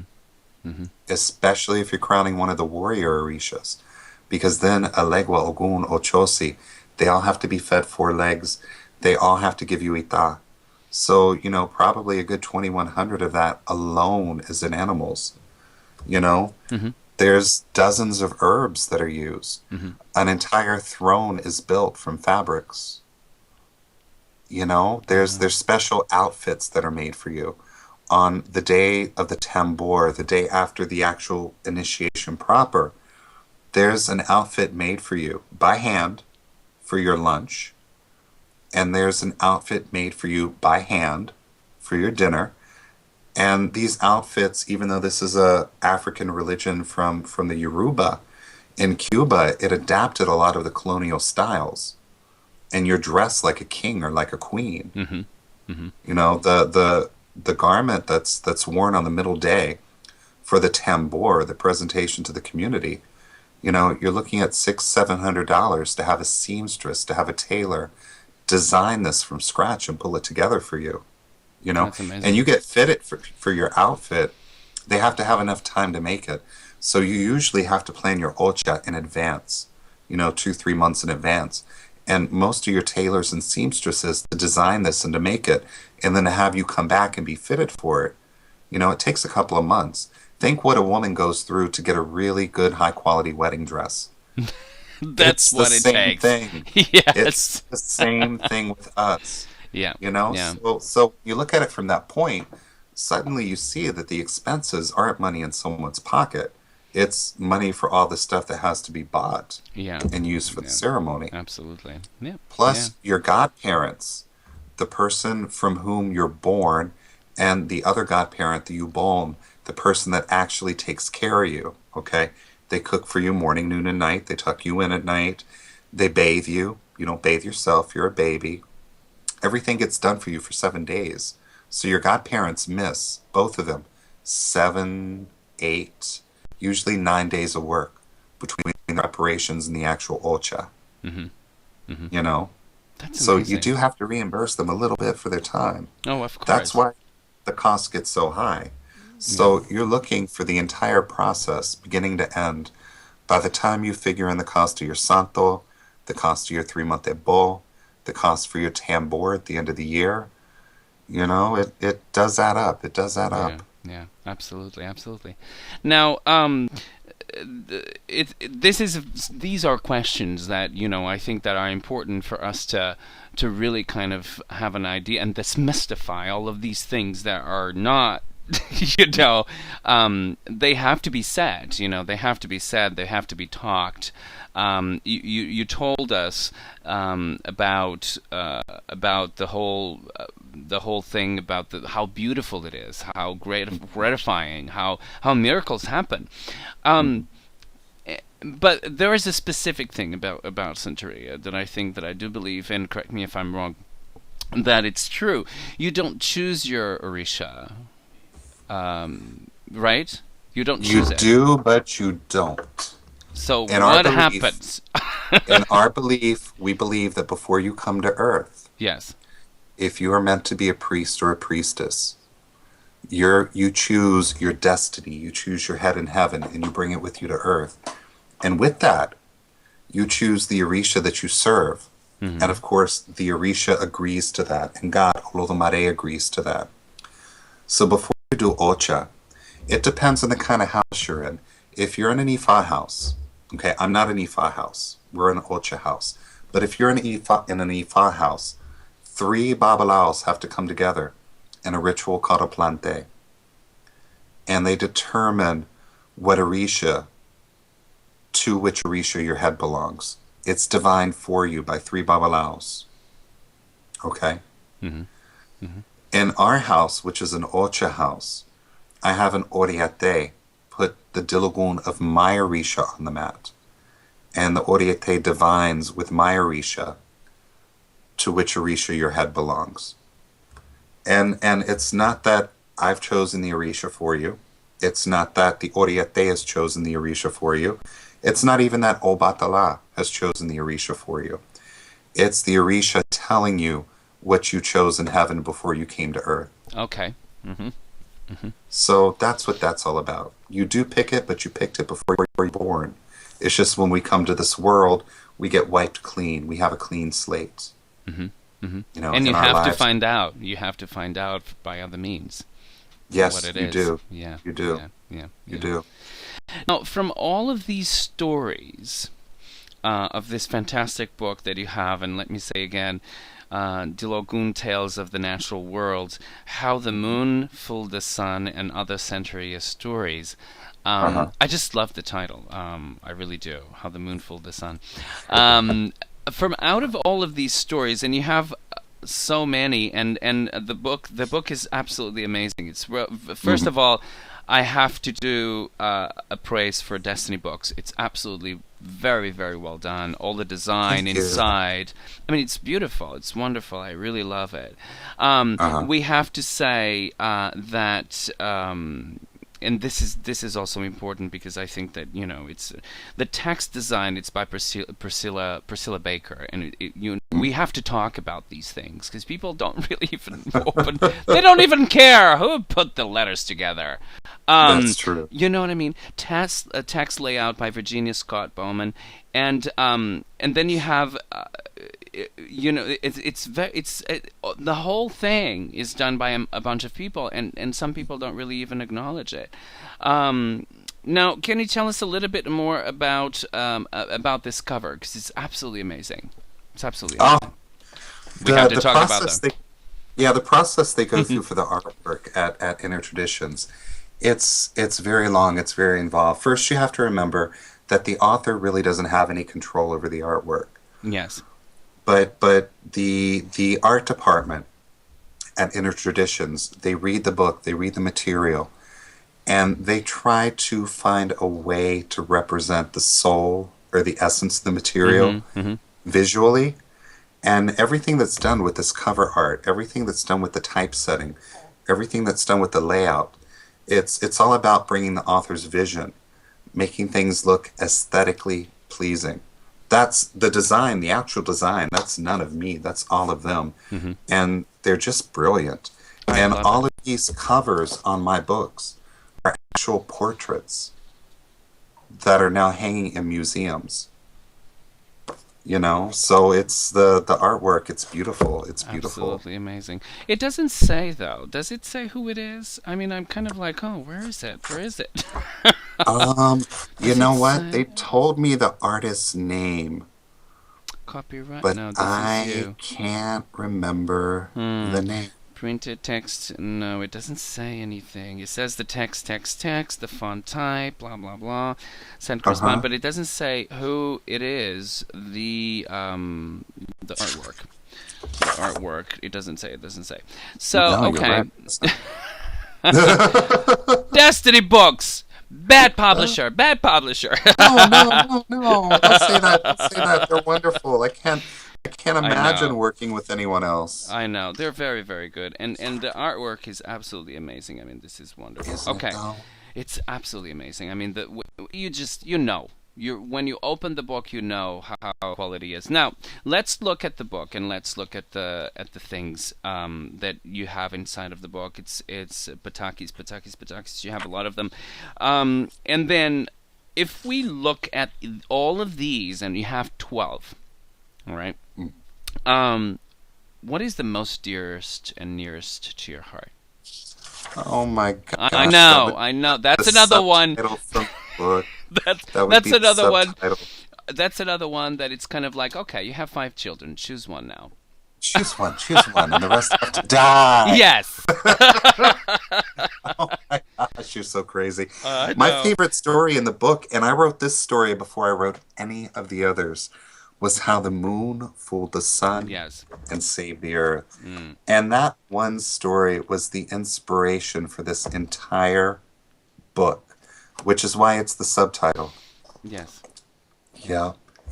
And it's a beautiful story. It's just amazing. It's really, really beautiful. And the thing is that, you know, this whole thing, if you would kind of summarize all of this, the book, I mean, obviously it's How the Moon Fooled the Sun and other century stories, and this is the natural world. We're talking about the natural world. But how would you summarize this in a few sentences? What is happening here? What can we expect when we see this book, when we read it? How can you summarize this? I just want you to pitch it a little bit on how it is. I mean, if you want to explain to people, okay, this is my book, but this is really about this. What would you say? This book is a very unique worldview of the spirituality, the metaphysics behind the natural world. Especially people that are involved in witchcraft and New Age spiritualities, people that are searching for deeper meanings or alternative meanings of the world around them. Reading this book gives you a chance to glimpse into the heart of an indigenous tradition that's been around since the dawn of humankind. Yeah, basically.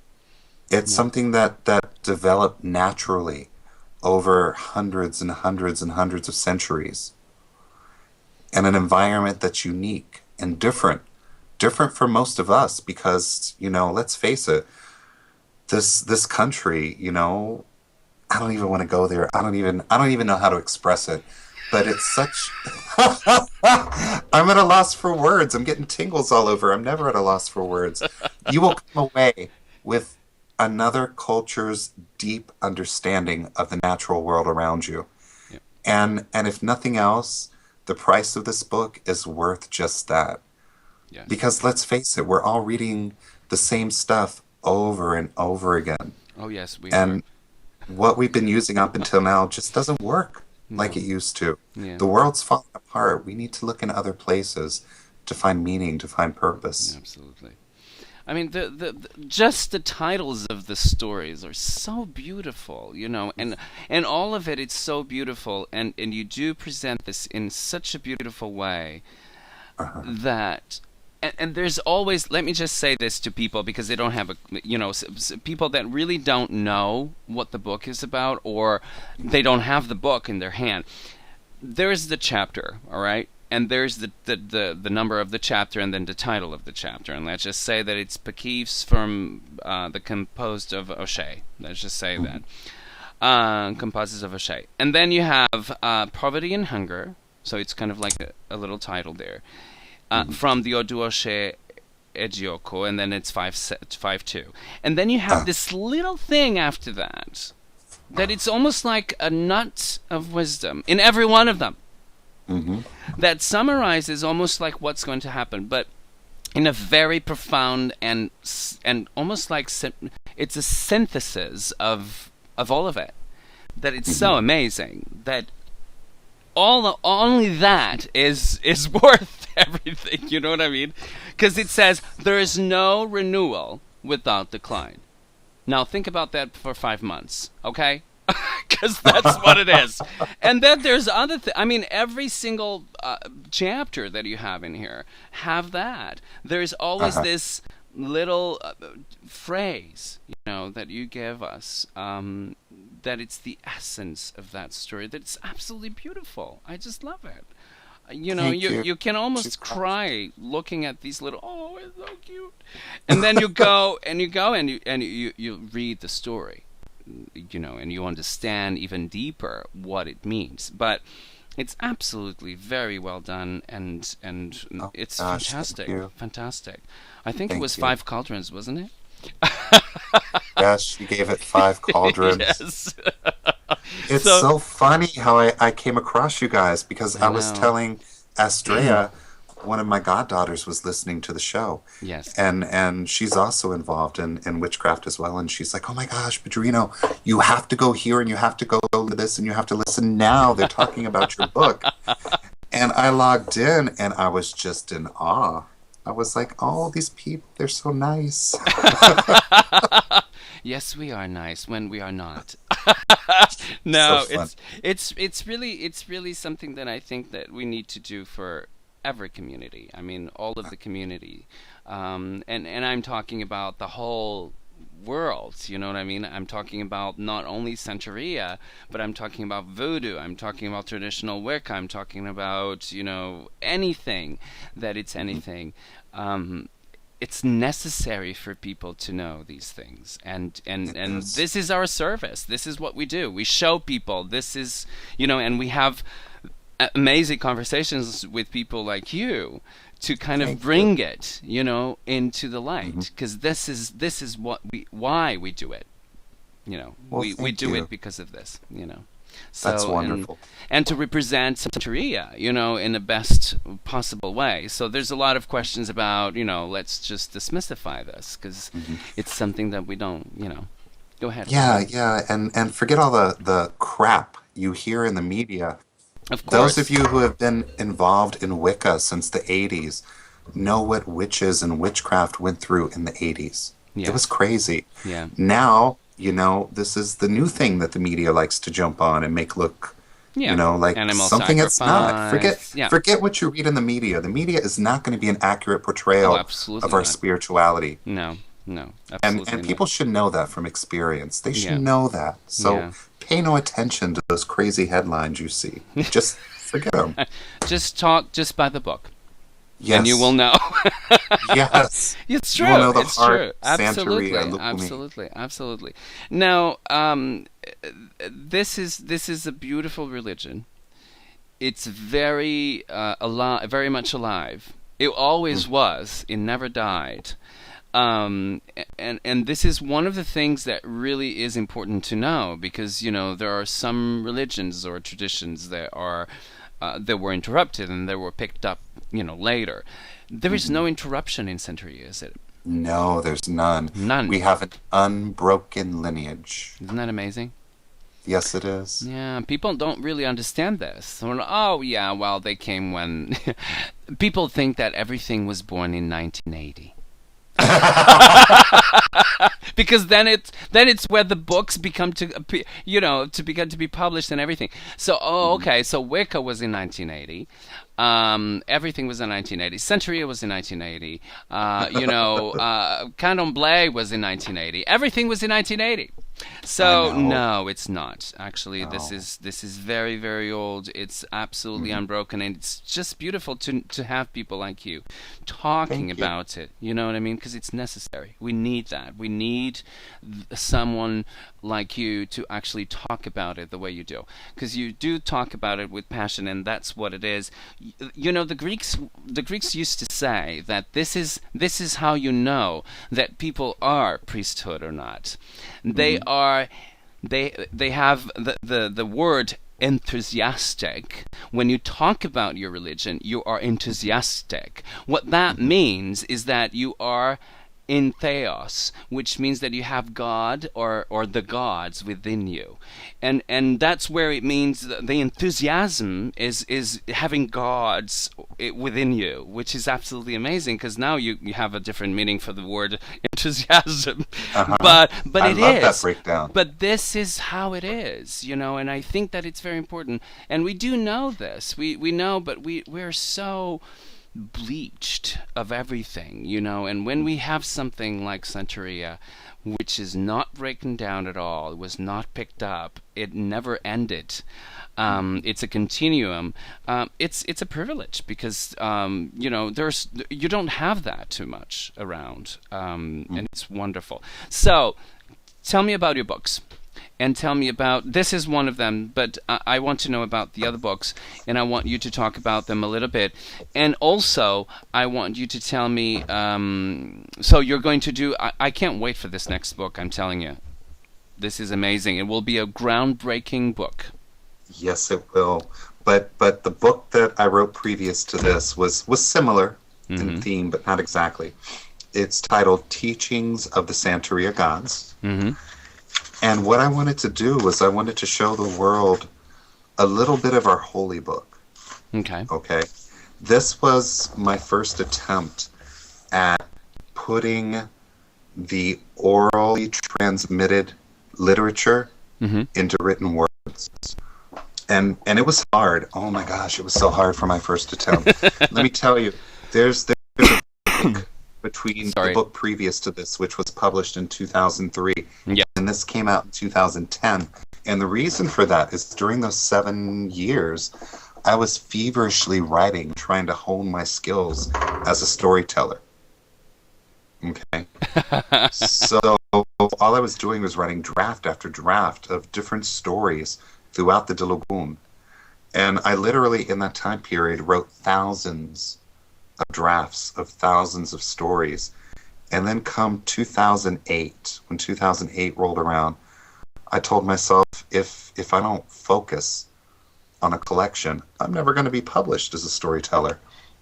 So I decided what I wanted to do was show the first 12 root Odu of the Diloggún, Ochani Lele, and share their wisdom with stories that I felt best illustrated each Odu from the Diloggún.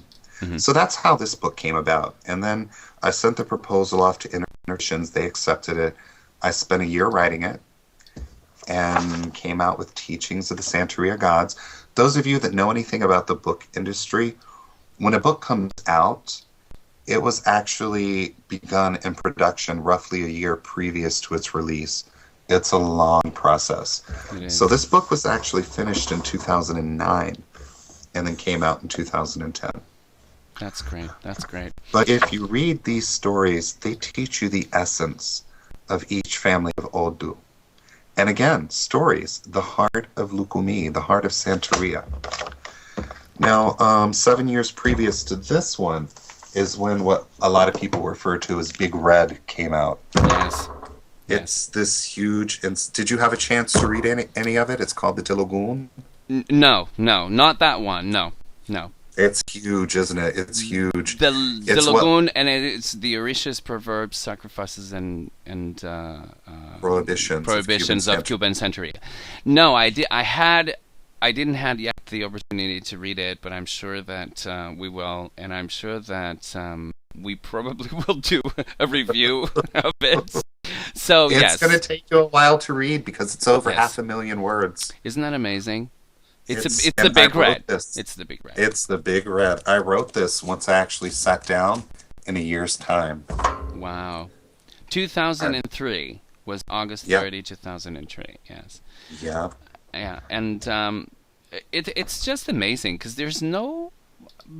Is there anybody else talking about that? I mean, and then there's another one that I really love, and I'm very curious about it, which is the Obi, or the Oracle, Oracle of the Cuban Santería, and it's you have the Spanish edition, which I love, and and it's very interesting because.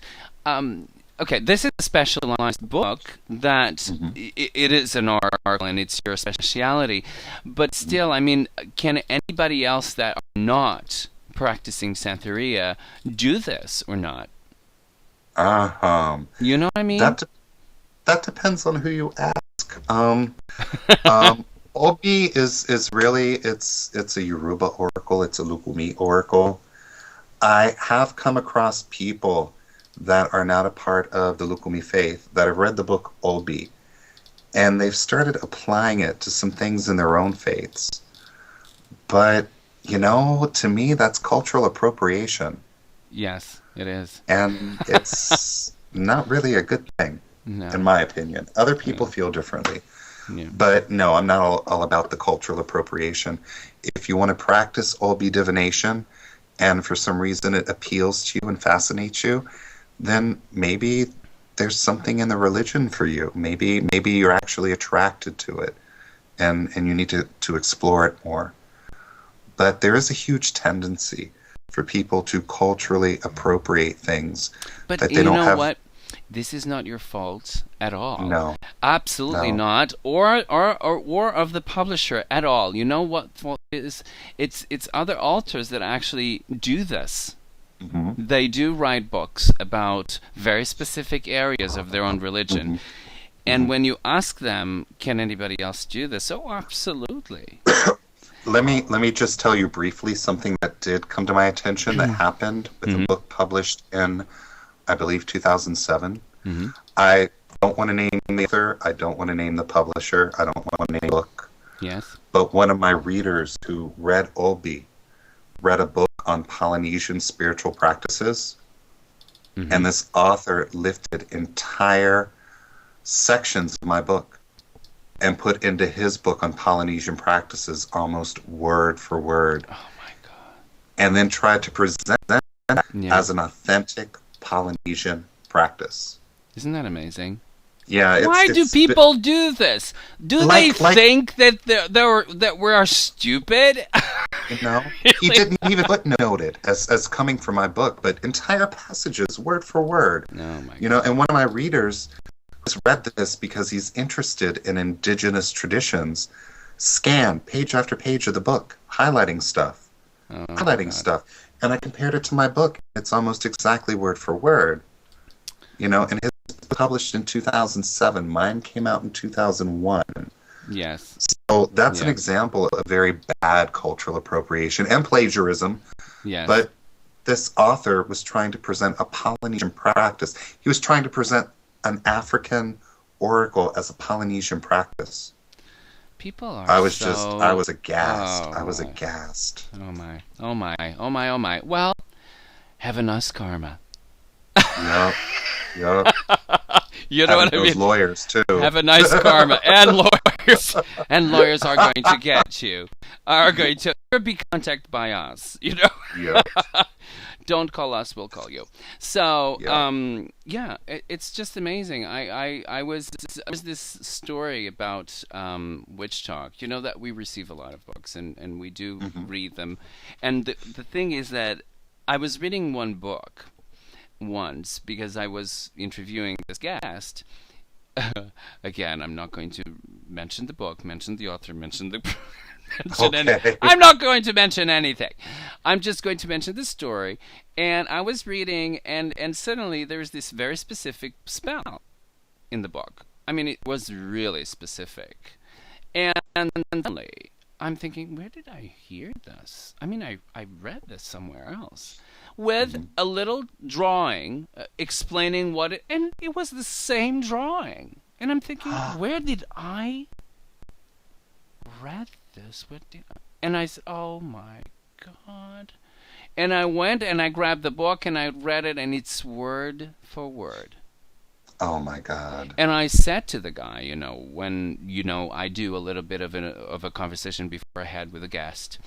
And I said, I found this. I mean, did you publish before her, or what was it?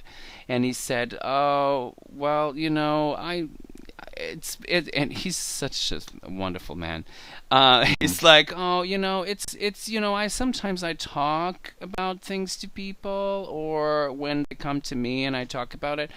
And, it's okay. I mean, it's something that, we exchange, or something that and I said, oh, okay, fine. But it was really, he's very gracious, very gracious. I mean, really, if it was me, I would be very, very, very, very, very mad about this whole thing. But, and it's, and the fact is that the author that stole it, or appropriated it, didn't actually say, this was from, or this was told to me by, or, I mean, all that it takes is a footnote, and it's a little number in there. And then you go to the, you know what I mean? So it's not difficult to actually footnote things, and it's okay if you actually collaborate with the author. Just write to them and ask them, I'm doing this book, and what am I saying here? I mean, people know how to do it. They don't do it because they don't want to. You just say, can I do this? And usually they say, yes, you can. Yeah, they certainly can. And it's, and it's wonderful when you collaborate with them. So it's wonderful. Now, from, again, the kids question, from all of your books, which one would you really recommend right now? Okay. If you are an aleo, an outsider, or an initiate, interested in a very simple form of divination, I would recommend Obi. Okay. Because it's very simple, it's very to the point. And in this religion, that's usually the first form of divination that someone learns, is how to divine with Obi. Because if you can't divine with 4 pieces of coconut, you're not going to make it with 16 cowries. Okay? Trust me, if you can't handle 4, you can't handle 16. Yes. If you are a priest or a priestess who really wants something good, something meaty about divination and Diloggún, I would recommend the big red book, the Diloggún. Because that is a very specialized system of knowledge. And I'm going to tell you now, when you read this book, the Diloggún, you're going to say, oh my gosh, the system is so vast. It includes so much. I could write a book this size on each family of Odu in the Diloggún and still not exhaust the essence of what it is. Yes. There's a lot. This is still a basic primer. This is very interesting because this is something that I wanted to ask you all along, and then I forgot, and then we got to something else. How do you learn all of this? I mean, you're writing it, right?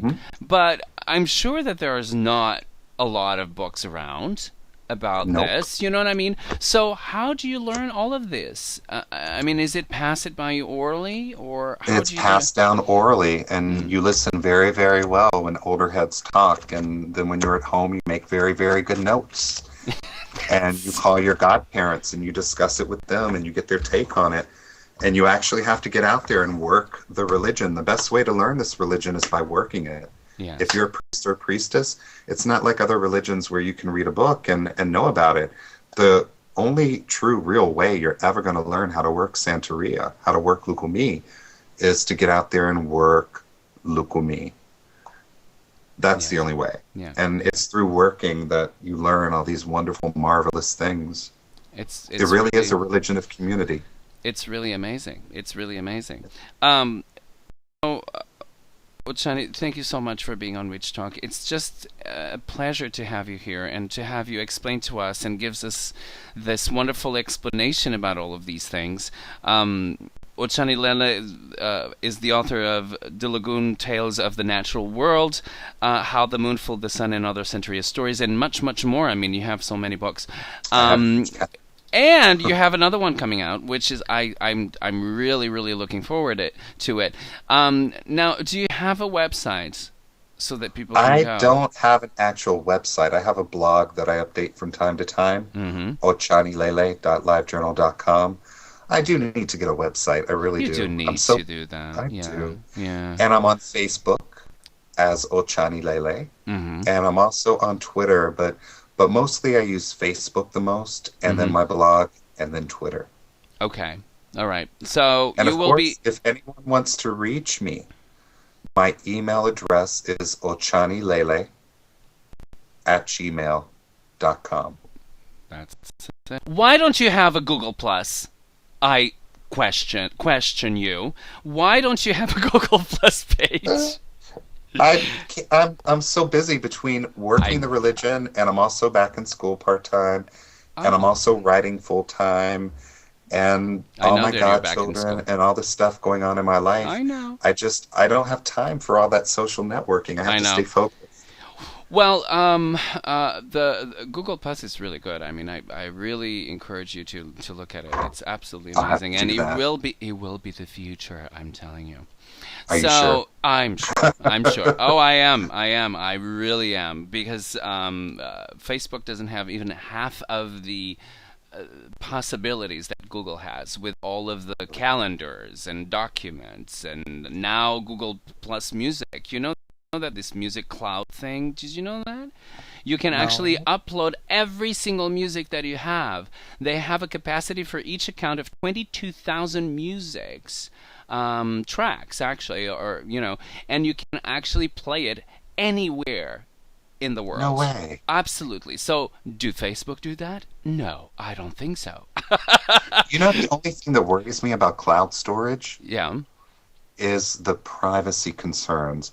I mean, once your private stuff is up in the cloud, well, you don't. Law enforcement agencies can get a hold of it without a warrant. I know, but the thing is that if you don't want to upload private stuff, no, it's fine, because first of all, it's your email account. It's the same. I mean, you have Ochani Lele, and it's the same account, so it's the same for the sound or the music. It's the same for Google Plus. It's the same for the calendar. It's the same for documents. It's the same for everything. You don't need to go anywhere else to have all of these things going on. And Google Plus actually will integrate more and more and more all of the features that they have, the calendar, the documents, the music, this and that. I mean, it's absolutely amazing. So I do think that, yes, Facebook is very nice, but it's very teenagey, to tell you the truth, at some times. And I think that what you find in Google Plus, it's a professionalism kind of look, you know what I mean? And the attitude, it's professional. It's really, really interesting to see that growing. I was one of the first with the invitation, and I had the opportunity to actually look at it growing, and it's amazing. It's really amazing, and they have a lot of things that they are already are active, that they will integrate in this Google Plus, that I think that it's far better than Facebook. I'll have to take a look at it. I don't know about cloud storage, though. That kind of troubles me. No, I have it all. I mean, it's amazing, because you can have like 22,000 things in there, and they are just your CDs or your music. They're everywhere anyway. So and you can just listen to it whenever you are. It doesn't matter if you have a little phone with the app. You can just play it You don't even need, any kind of storage in the phone to have that music on. So it's absolutely amazing. Cool. It's very nice. So, ladies and gentlemen, Ochani Lele and the book Diloggún Tales of the Natural World, How the Moon Fooled the Sun, and other Santería stories. It was a pleasure to talk to you. Oh my gosh, thank you for having me. You're welcome. It's been wonderful. You're very welcome. Don't go anywhere. I'm just going to finish the show, and then we'll be back with you on Skype, okay? Because I wanted to talk to you a little bit. All right. So, ladies and gentlemen, this was Witch Talk. Thank you so much for being and for actually listening to us and being in the chat room and everything else. It's absolutely amazing to listen to Ochani Lele talking to us, and it's really a pleasure. So we'll be back next week with more Witch Talk. Until then, have a wonderful, wonderful week. Bye.